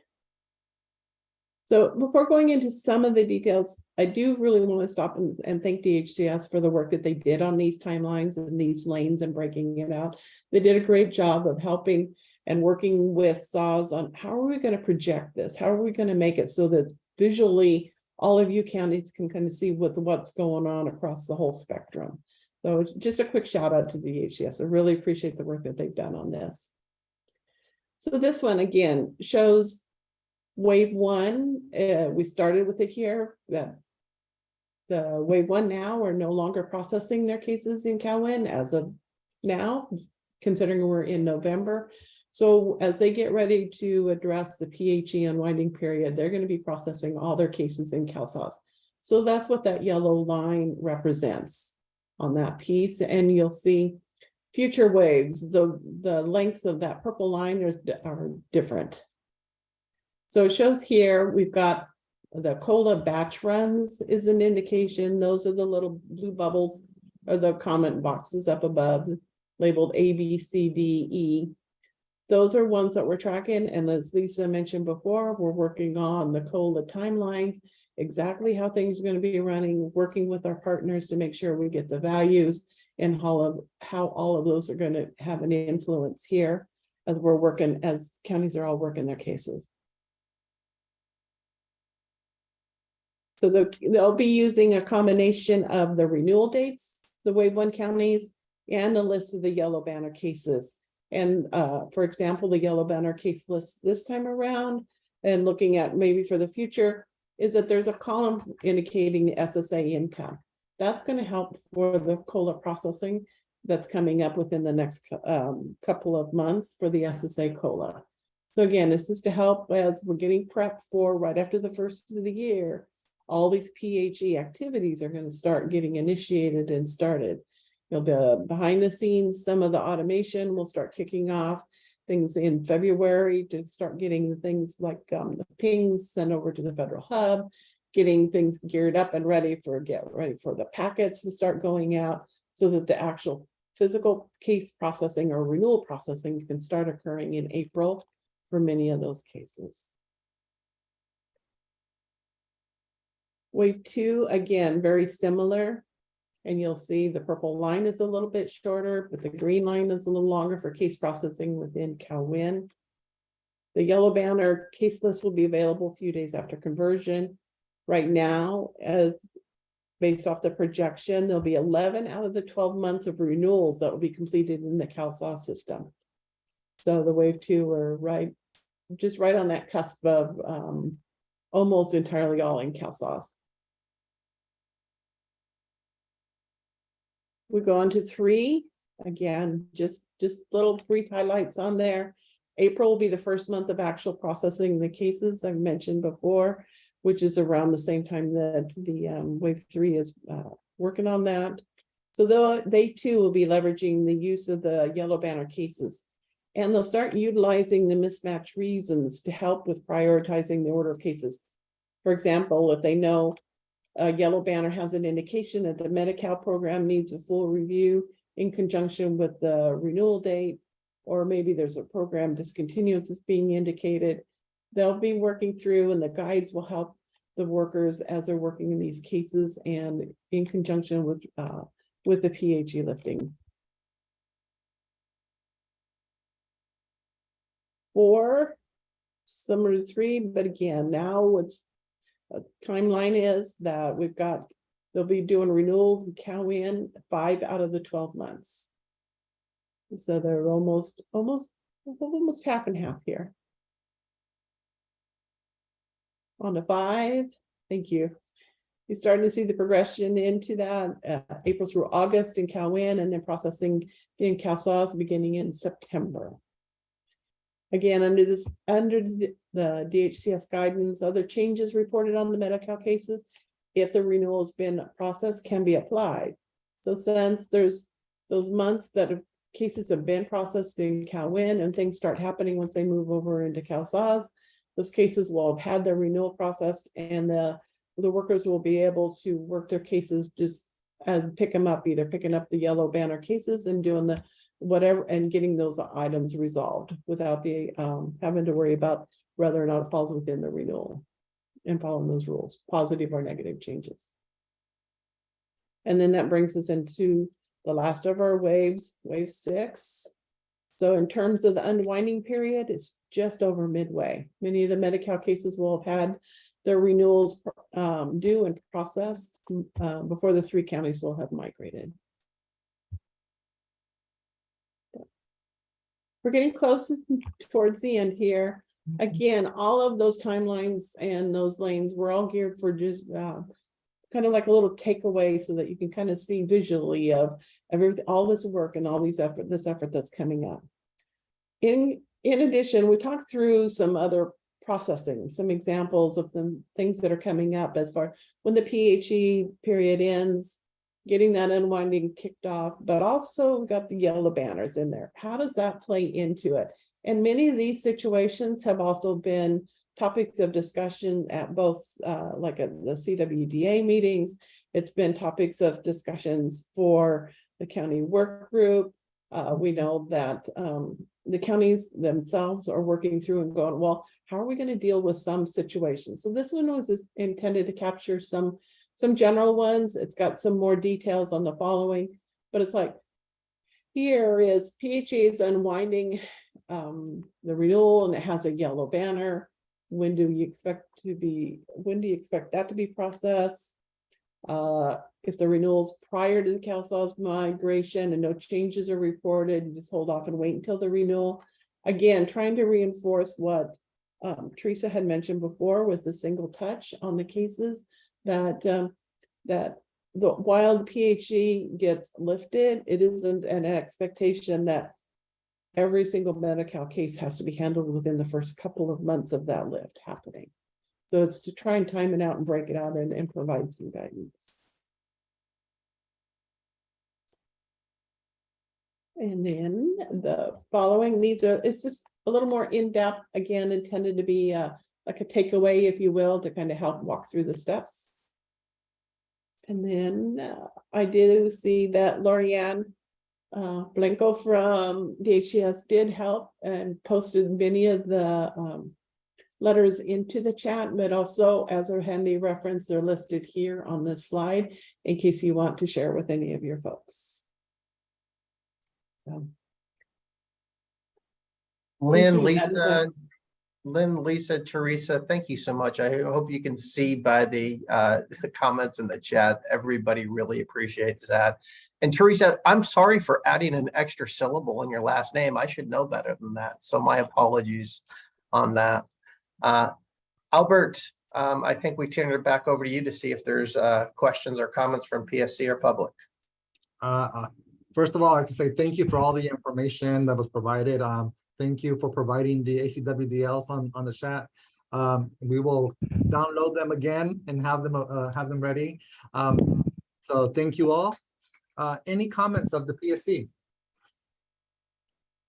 Hi, this is Elaine Martinez from Ventura County.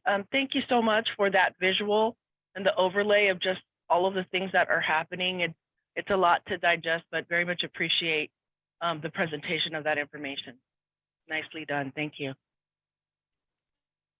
Hi, Albert. This is Anna from San Francisco, Region 1 representative. I also echo the same sentiment. It's really nice and comforting to see that laid out, between CDSS, DHCS, and also from the SAW system. So definitely appreciate that presentation. Hi, this is Sandra Bolin. Also, same thing. I love these slides. I do have a question though, for the cases with the yellow banners, will the Medi-Cal case, will the RE packet batch as normal, or could there be some issues where there may be a skipped issue? It may skip the batch. Do you want me to take that one, Lynn? Actually, I was going to do phone a friend, Lisa. Yeah, so throughout the PHE, we have been sending Medi-Cal redetermination packets each month. So at the beginning of each month, we start the renewal process.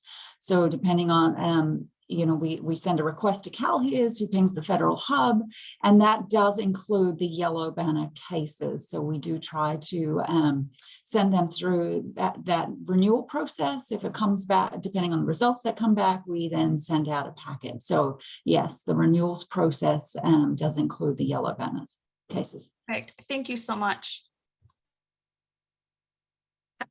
Hi there, this is Cindy, Region 4. And I was kind of wanting to ask some questions similar to that for the already on CalSAWS counties, former C4 counties, that those yellow banner cases have been just sitting there. And so I was wondering, is there a due date? I know that the slide said by their next renewal. Is it going to be critical to be processing them like prior to the next Social Security COLA or anything like that? Or is it safe to just wait to the renewal time? Cindy, I think overall, sorry, Lisa, yeah. Processing as fast as, as soon as you can makes some sense so that the case, especially when you get like the Social Security COLA applied on there, that because it does impact multiple programs. So I guess it would also depend on, is it Medi-Cal only or is it the combo cases? Because that will help set that up. And also when you get ready to process your renewal, then it's, it's a little bit easier fashion and less changes that may need to occur, because as DHCS has said, you don't have to rework history on what happened in the Medi-Cal case, but at least you'd be good moving forward would be the overall recommendation on that. So there's the not only thing I would add. Okay. So Cindy, I'm so sorry. The only thing I would say to that is just, we know that especially with the Social Security COLAs, that could mean that folks potentially could go to a share of cost or something else could happen with that particular COLA. So it's also just making sure that, they don't work the case if it is going to lead to a negative action. In those pieces, we know that unfortunately that means the yellow banner will stay until the public health emergency is over. We also know that unfortunately that means that COLA won't be automatically applied, and that case will just need cleanup once their post-PHE renewal goes into effect. Okay. Okay, great. Perfect. Thank you for that clarification.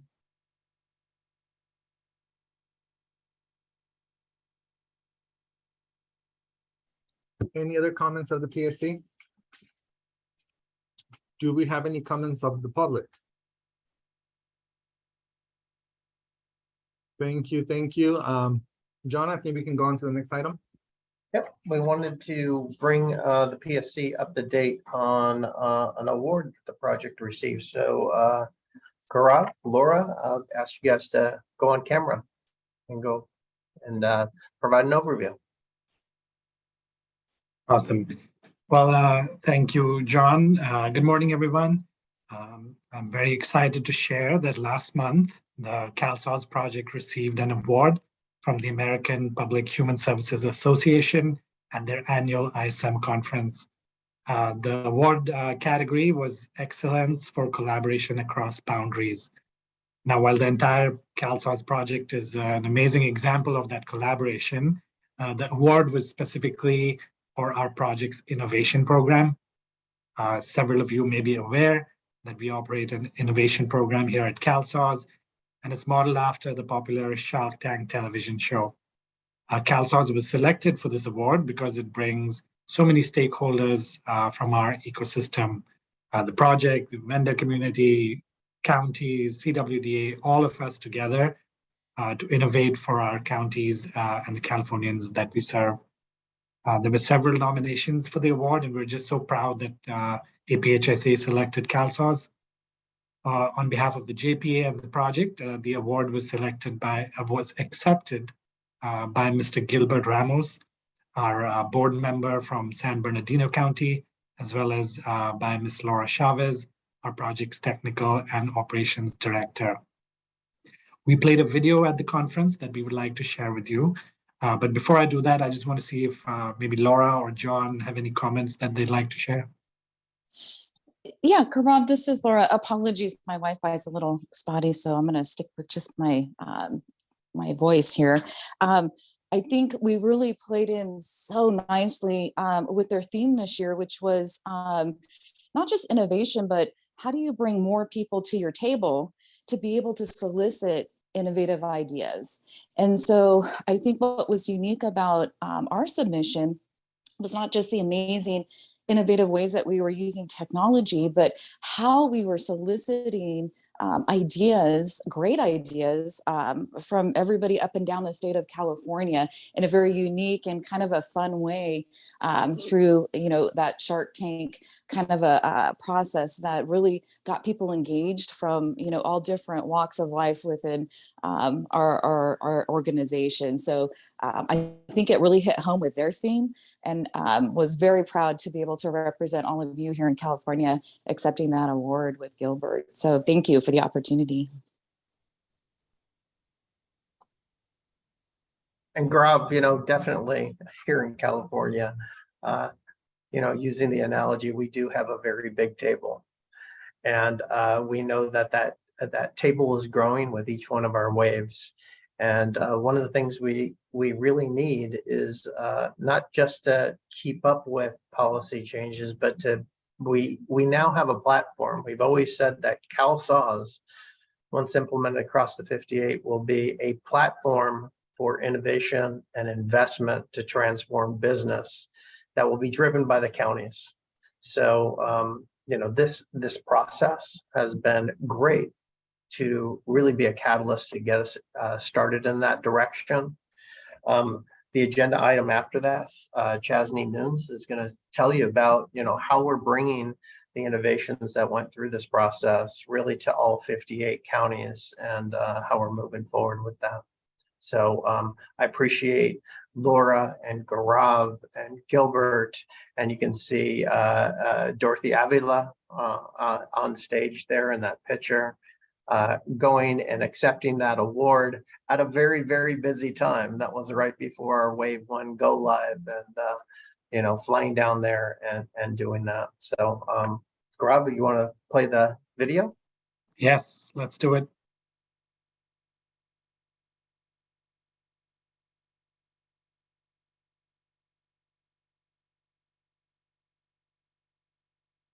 Nearly 1/3 of California's residents qualify for some form of assistance.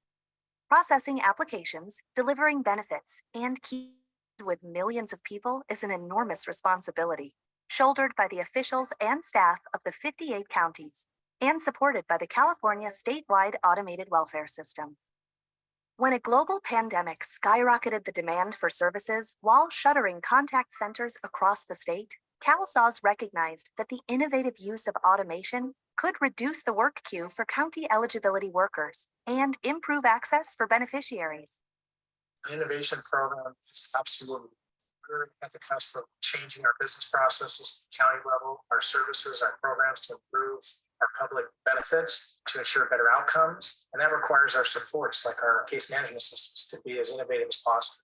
So having an innovation program built into the project that's always looking at better ways to do things is crucial and critical and definitely timely right now. We knew that there were solution-oriented people across this great state of California, and they could bring fresh ideas to our counties. We also recognized that we didn't have unlimited time or resources to be vetting each and every one of these ideas. So we made it a competition across the state. We set up each of the innovation events with a targeted topic or challenge to respond to. These responses were meant to present viable solutions for us to consider. Ideas are submitted and the top 5 are invited to present. Teams are assembled to develop their ideas, scope the proof of concept, and make their pitch. They pitch those ideas to a panel of judges and they try to get them funded. It was amazing to listen to the creativity of the various teams from county staff, the project, and other stakeholders. We saw submissions from clerks, front office people, back office people, eligibility workers, technology people, our partners with California Welfare Directors Association, as well as other folks up and down the state of California. The CalSAWS Innovation Program empowers every person and organization to always be thinking about ways in which we can use technology to improve the way we deliver our services. How their ideas can come to fruition through our innovation program was something that was just so exciting for us to be able to see and to interact and to integrate with. The common theme that was expressed in the innovative pitches was staying connected with the people we serve. In San Bernardino County, a winning pitch was to develop a multi-channel communication program to attract new opt-ins to our text messaging effort. An ambitious goal was set of 1,000 new opt-ins during the pilot period. Well, at the end of the pilot period, we had over 2,700 signed up. Los Angeles County beneficiaries can call the contact center any time of the day or night to request a replacement for their lost EBT card, reducing call times from 36 minutes to just 4. In San Francisco County, personalized conversations through SMS text messaging proactively guide beneficiaries throughout the recertification process, reducing the need for reapplication. In San Diego County, both residents and employees have access to virtual assistants. The greatest benefits of the public-facing virtual assistant or for our customers is the ability to get answers to questions they may have regardless of the time. Our customers have working hours, so they're working from 8 to 5, Monday through Friday, which is when we're usually open. So they have the opportunity to get information outside of our working hours. And for our employees, the fact that they can kind of do a search in our virtual assistant to get answers to questions they have has freed them up to really focus on urgent matters. So it's been a win-win for everybody.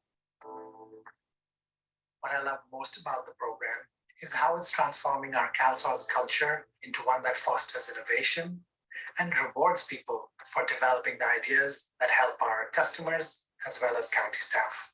What could be better? Participation across the state of California, well thought out ideas that impact the delivery of services to vulnerable Californians, and the directors of our social service agencies committed to co-development of the winning ideas. I see the best delivery of public assistance that we have ever achieved in California. I see empowered, compassionate staff who can focus their attention on the person that they are serving. I see the power of 58 counties working together and with our partners to continually improve the future for all Californians.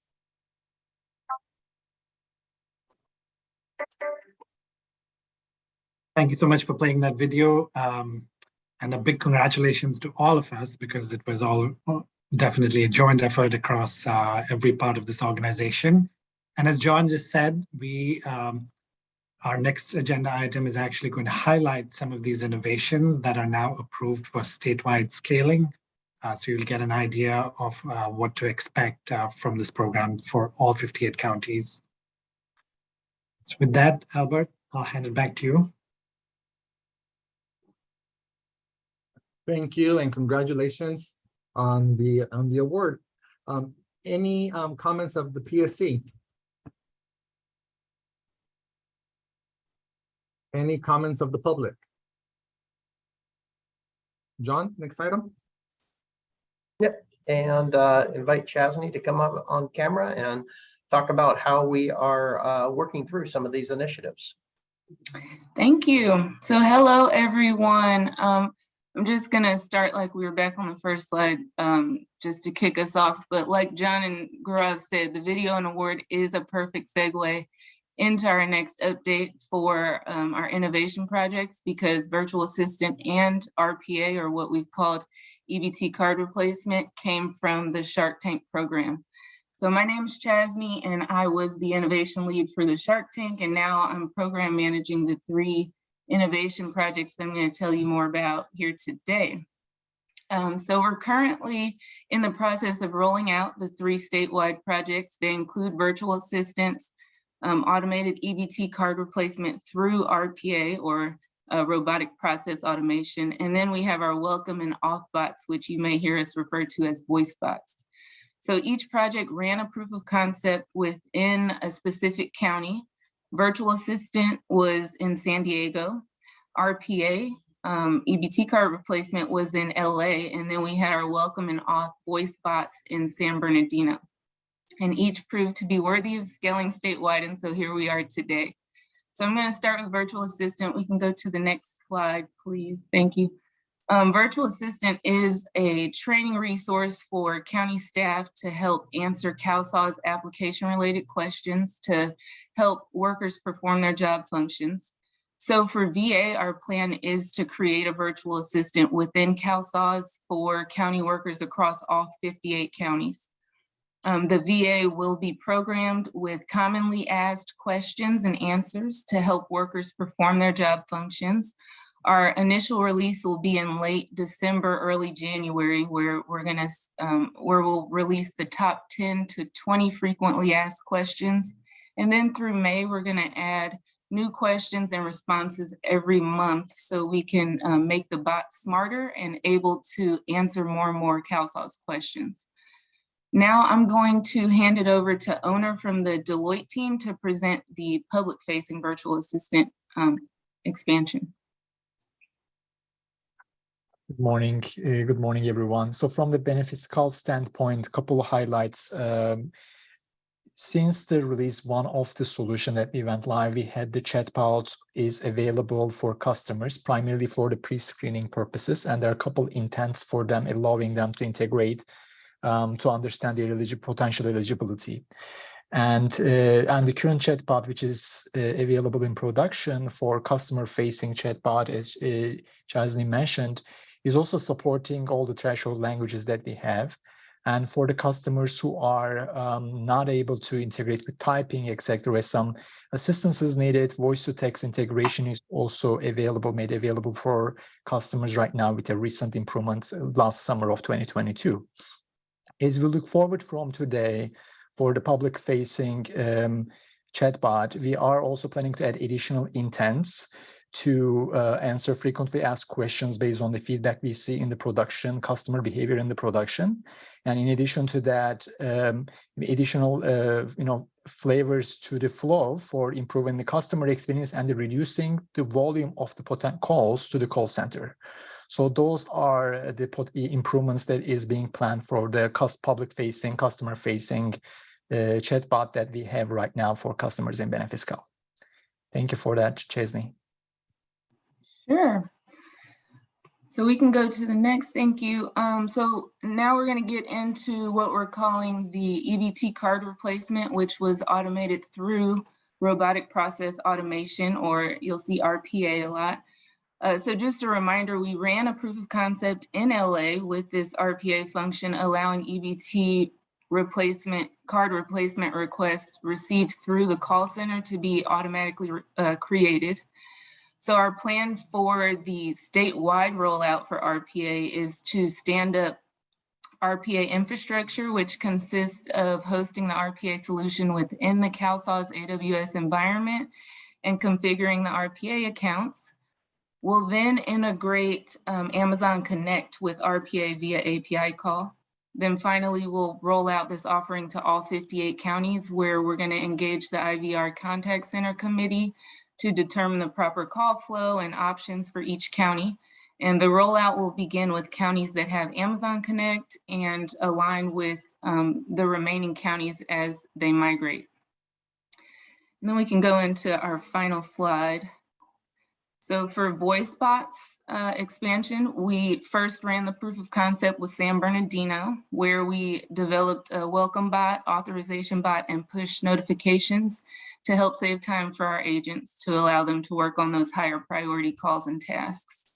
So for the scope of this project, we will be doing the following activities in this order. We're going to first migrate current bots from LexBot version 1 to version 2, because version 1 was only supporting English. And so once we migrate to version 2, we'll be converting and implementing the bots experience in Spanish.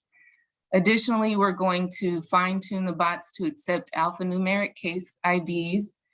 Previously, it was only numeric, so we will add, we'll be fine tuning that as well. Finally, we'll be rolling out the entire experience to all counties across the state. So all three teams have begun work. We are in different stages of the process, so I have asked the PMs to join me if there are any questions. Thank you.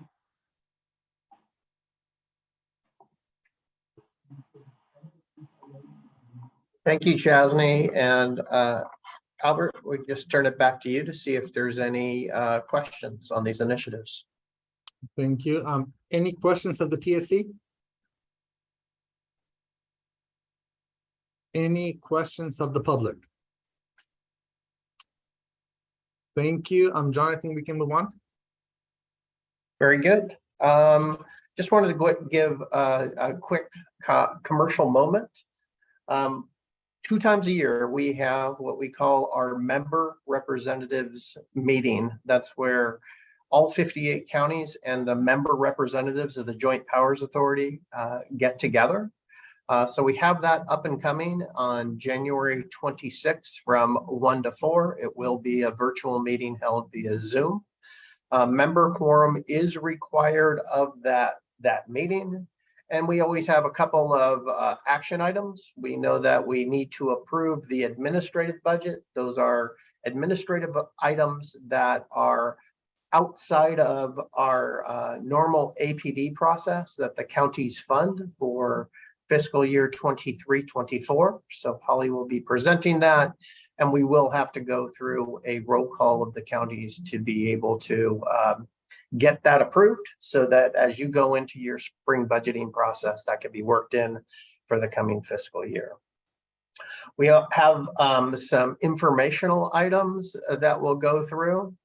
And of course, we'll be doing a Wave 1 retrospective and working through that, providing a little bit more information, lessons learned. How are we going forward to make the experience even better for our future waves? And we know that YOLO and Placer have been a great test, but we also know that there's significant scaling that needs to go on from 2 to 6. So how are we preparing for that? Okay, we'll be talking about Wave 2, because Wave 2 then will be less than 60 days away, and how we're progressing on Wave 2, and then our risks, similar to what we've done today. And making sure that all 58 counties get that. Keith and team will be coming on giving a conversion update. What did we learn from the Wave 1 conversion? How are we tracking? What are we seeing as we go forward? We'll probably be talking about that 84-hour window risk and what it looks like as we go forward. Chasney came on and talked about our initiative program. but she is also our lead on our inclusion and diversity program idea at CalSAWS.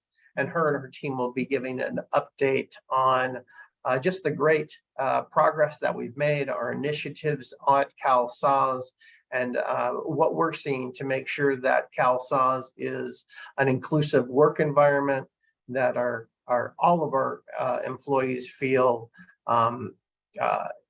that their voices are heard and included. It is just so important with the work we do that every single one of our staff members feel that and are truly valued. And we want to make sure that that's the culture of CalSAWS, and our idea initiative has been instrumental in that. So we always love to give an update on what we're doing. Tom will come in and talk about our CalSAWS procurement update.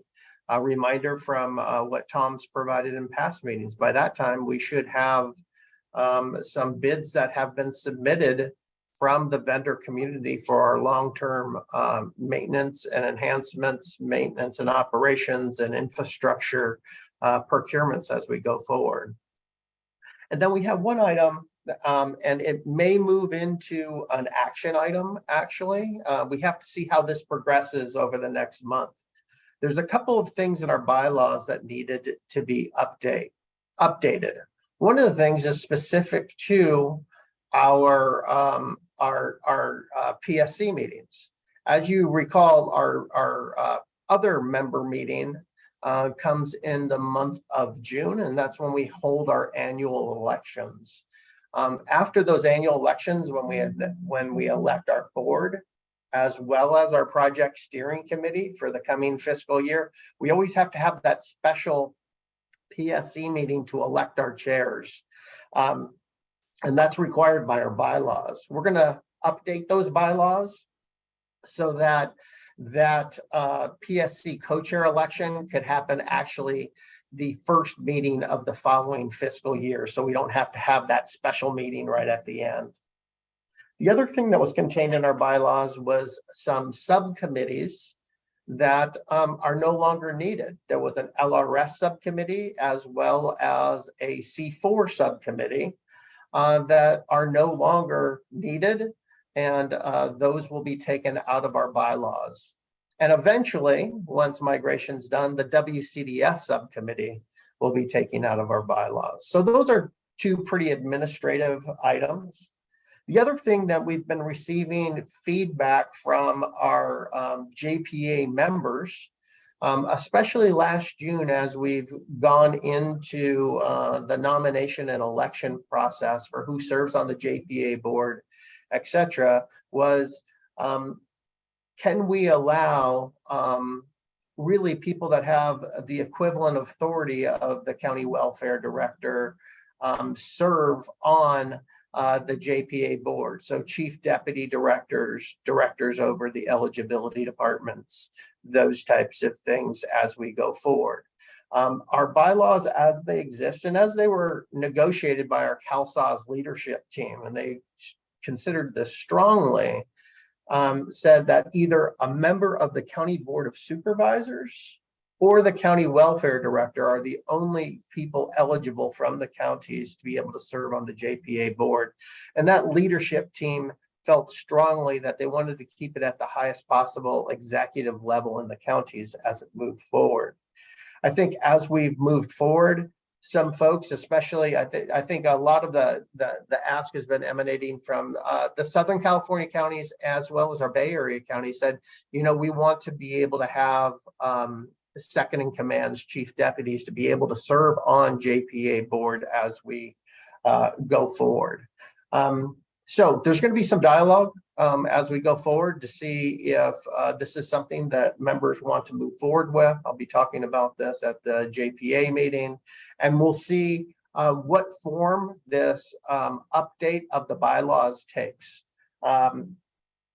If it is to go to the membership meeting in January, that update would require 2/3 of a vote, 2/3 of the members to be able to approve that bylaws amendment, and then the JPA board would have to ratify that. If, as I've just described, those amendments, if they were to be ratified, I think there's a question of what then happens to the project steering committee. And my response to that is the project steering committee and the membership of the project steering committee remains the same. The project steering committee is deputy directors and seconds in commands and things like that. I think probably if the membership were to change the board membership, there might be a little bit of overlap between PSC and JPA and the types of members, but it would not change or modify, as we've considered, I've gotten feedback, the membership of the project steering committee, but it could create a situation where there is or could be some overlap of equivalent positions being in two different governing boards as we move forward. So that will be part of the dialogue and part of the consideration that I think our members have to take as this gets socialized and gets considered for change as we move forward. So again, it's going to be 3 hours. There are always full meetings. There will be things for the entire membership to be able to consider, and hopefully we're able to pave the path for migration. And we always look forward at this point in time to also say what's on our policy agenda as we go forward, because we do have a very large policy commitment to our state partners, the legislature, and the public as we go through this coming year. Okay, so I think that's it on that, Albert, and I'll turn it back to you. Thank you, John. Any questions of the PSC? Any questions of the public? John, hearing none. Next item, please. Great. Apurva, we'll go to our IB&V update. Thanks, everyone. Hello, good morning. This is Apurva. I will be providing IB&V updates. Lots of great initiatives and good work is happening at the project. Congratulations to the project team for the ISM Award of Excellence. I would like to echo everyone's thoughts on Wave 1 implementation. Months of efforts went into the Wave 1 implementation readiness, and now we are already 2 weeks into post-implementation. The cutover ended 10 hours early ahead of schedule, and that itself is a huge achievement.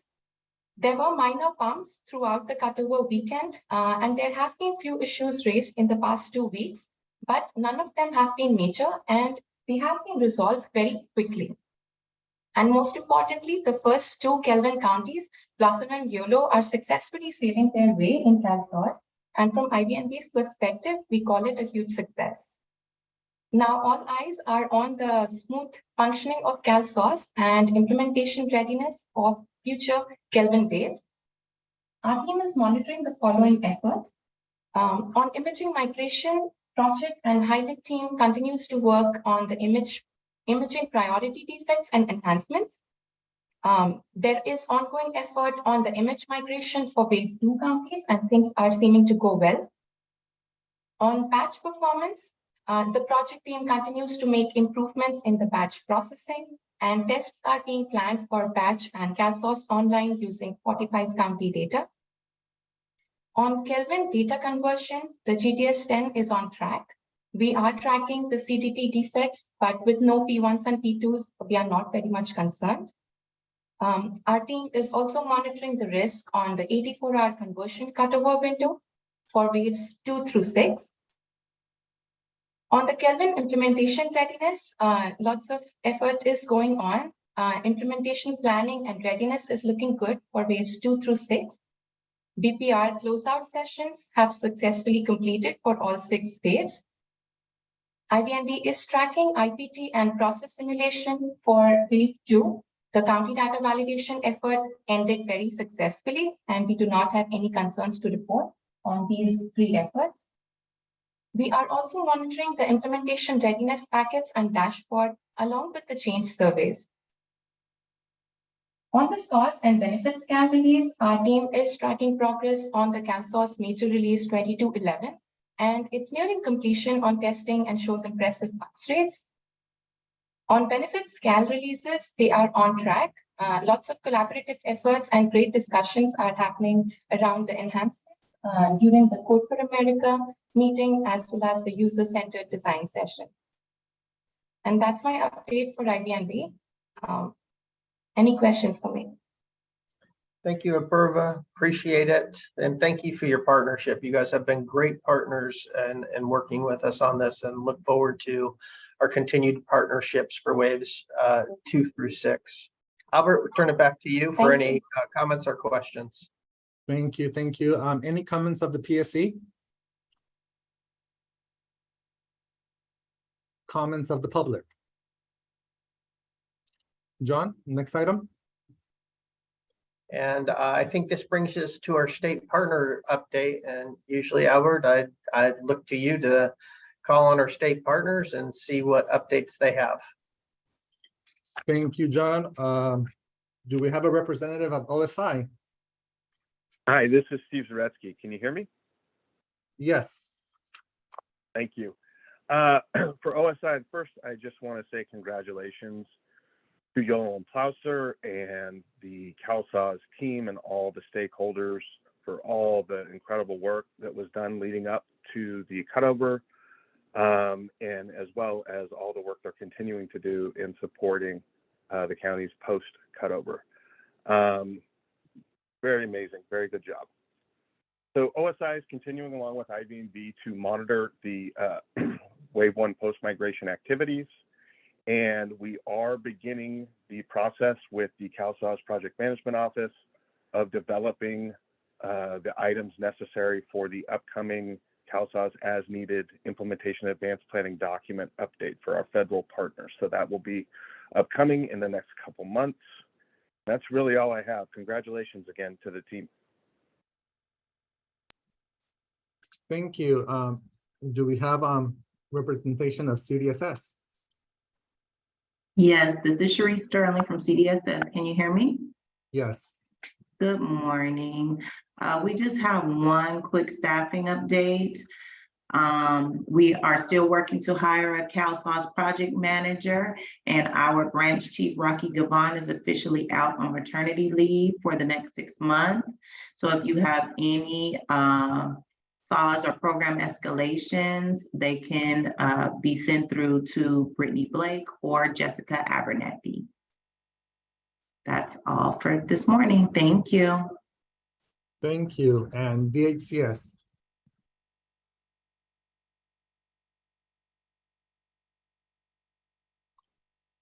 DHCS?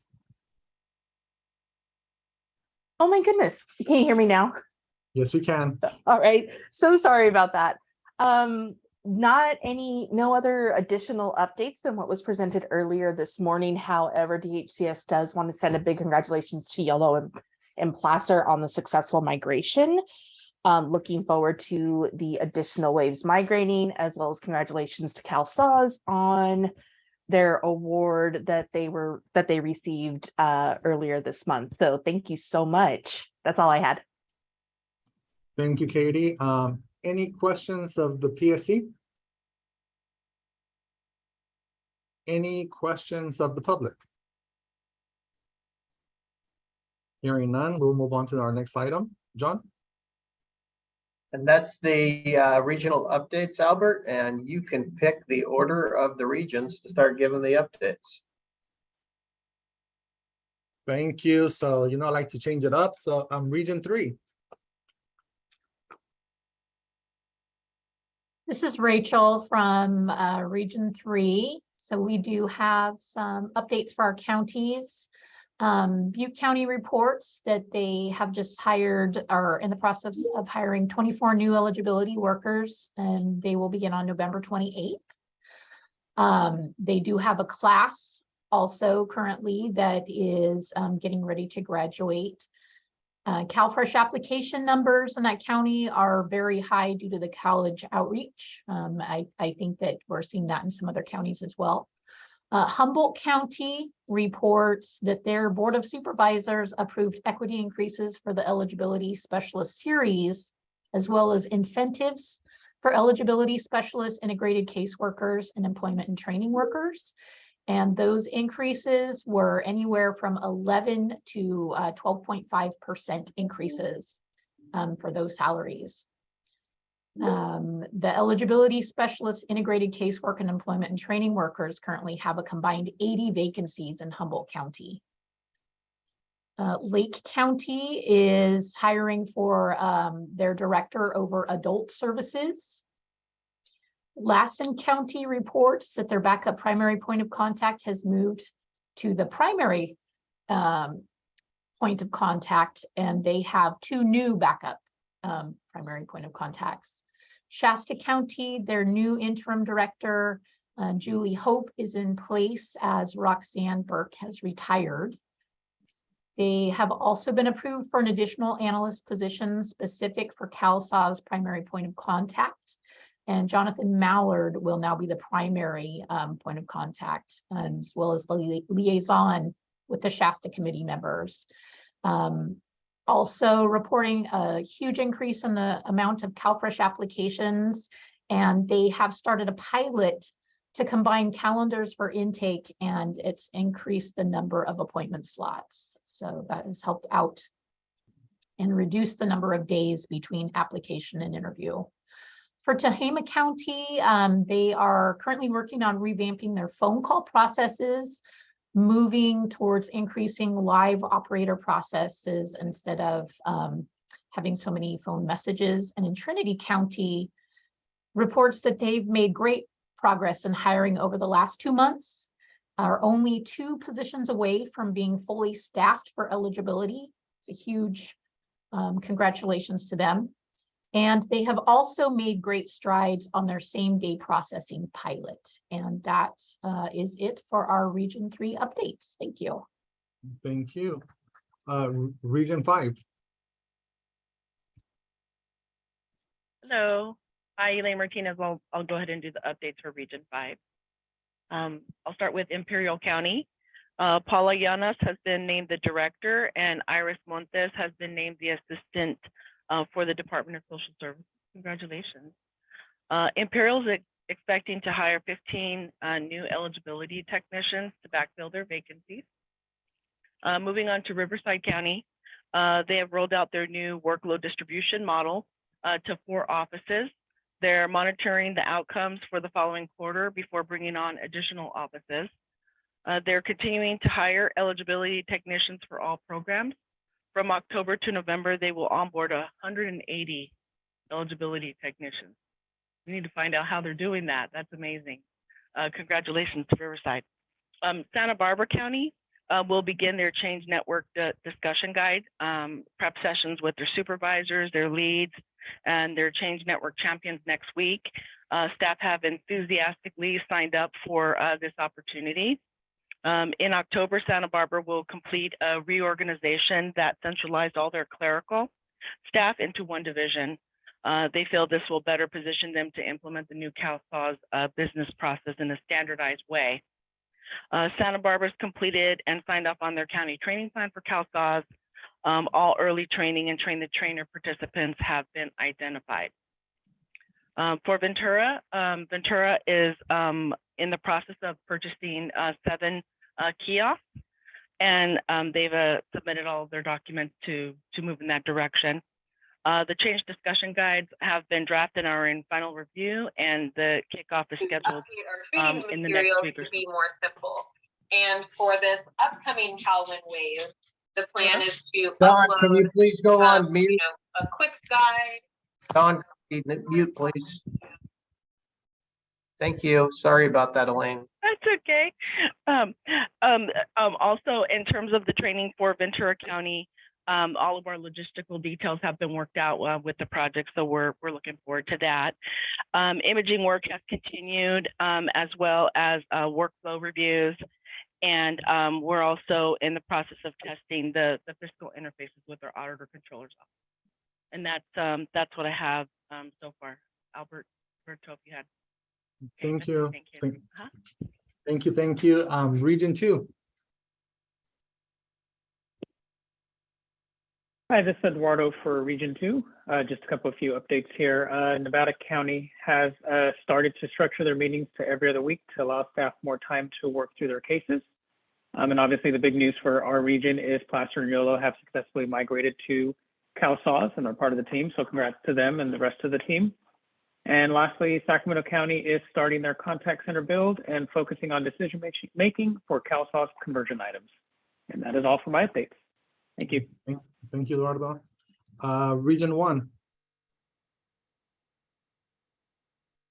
Hi, good morning. So for Region 1, for San Francisco, we completed BPR closeout phase, and we're now preparing to do a deeper dive on key business processes. We've compiled an inventory of county reports and dashboards, and will now begin the process of analyzing which data needs are fulfilled by CalSAWS and which reports would need to be retrofitted. We're continuing to gather call flow requirements for our call center, and we are participating in the consortium-led kickoff meeting for Change Network Champions. Then for Monterey County, under their eligibility branch, they're considering eliminating hybrid work schedules and calling eligibility staff to return to office full-time starting in December of 2022 or January 23 timeframe. They're also moving staff from ongoing operations to intake, which allows them to have all hands on deck, processing intake winter workload. And then for their IT or local help desk, their recruitment began for their departmental information systems coordinator and business technology analyst positions. I'll pass it on to Clarissa to finish off the remaining counties under Region 1. Thank you, Anna. Good morning, everybody. For Alameda County, they've appointed a new social services agency director.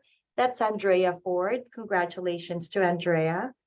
They held their Change Network Champions kickoff meeting a couple of days ago on November 8th. They also had a kickoff meeting back in October the 20th for their IPOC and TOS teams. They also had their T-12 survey, which revealed that they're on track and they're rated as aware on the change commitment curve, and they're trending towards understanding at this point in their transition into CalSAWS. For San Mateo County, we've completed our working sessions for our change discussion guides, and we're currently in our review period. We've also completed our T-9 change readiness survey, and we're waiting to hear where we are on that change commitment curve. We're also participating in the optional file delivery for the ancillary conversion on collections and task management. For the document migration project, we are at 90% completion on the document type and keyword mapping. Finally, our communication committee is in the planning and design stages of creating a CalSAWS theme that will be used at our county's branding within each of our regional offices. That's all we have for Region 1. Thank you. Region 6. Good afternoon. This is LaShonda, LA County DPSS. We do not have any updates this month, but I'm going to turn it over to LA County DCFS. Hi, this is Avanis with DCFS. Again, we don't have any updates at this time.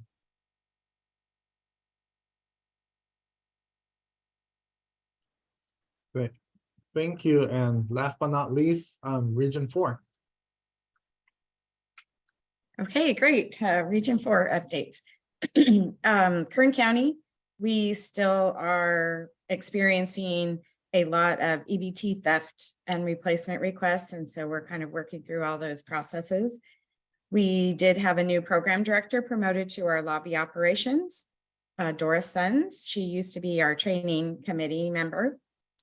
We are also preparing for our CalFresh ME that is happening next week.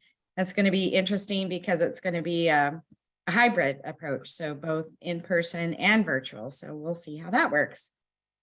Also, we are discussing all of our lobby operations and our new business model that we're trying to work through for our business process redesign project. Mariposa County, they had leaders who attended the CWDA conference in San Diego last week. They have 4 new eligibility workers who have completed various program trainings on their way to become fully trained workers. They are also working on a tech refresh to include 2 new kiosks for CalSAWS. In San Luis Obispo County, discussion and development of a professional growth program within the Department of Social Services. They were also tentatively awarded $413,000 for the Medi-Cal navigation program over the next 3 years. Their CalWorks staff is gearing up for CalOR implementation, which the CalWorks Outcomes and Accountability Review Assessment, and they will be developing their SIP system improvement plan. Their CalSAWS migration efforts include business process reengineering closeout sessions. Those concluded with participants indicating that the exercise was beneficial. Their change champions have been identified and they are eager to dive into that undertaking. Ongoing work continues to identify what homegrown application program interfaces and forms or tools will sunset with the cutover to CalSAWS. Their county is also gearing up for T12 to cut over and seeking to identify ways to support line staff to engage with CalSAWS while balancing the demands of their current workload. In Stanislaus, this next month, CalSAWS and policy staff will provide imaging training to all clerical and eligibility staff to ensure documents are imaged and saved appropriately and prevent documents from going to the exception queues. This is phase 1 of a 2-phase approach. Phase 2 will be implementing a process for clearing the backlog of documents in the exception queues. And in Tulare County, Tulare Board of Supervisors appointed Donna Ortiz as Tulare County Health and Human Services Agency Director on October 4th. And that's all the updates for Region 4. Thanks, Albert. Thank you, Cindy. Any questions of the PSC? Any questions of the public? Hearing none, I think we can move on to the next item, and that will be, if there's no other questions, this meeting is adjourned. Thanks, Albert. We appreciate it. And, you know, that the first meeting after our wave 1 and our first set of Cowlin counties coming over to CalSAWS, it's nice to be able to finish the meeting a little bit early. So good sign. Thank you, everybody. Have a great day. You too, John.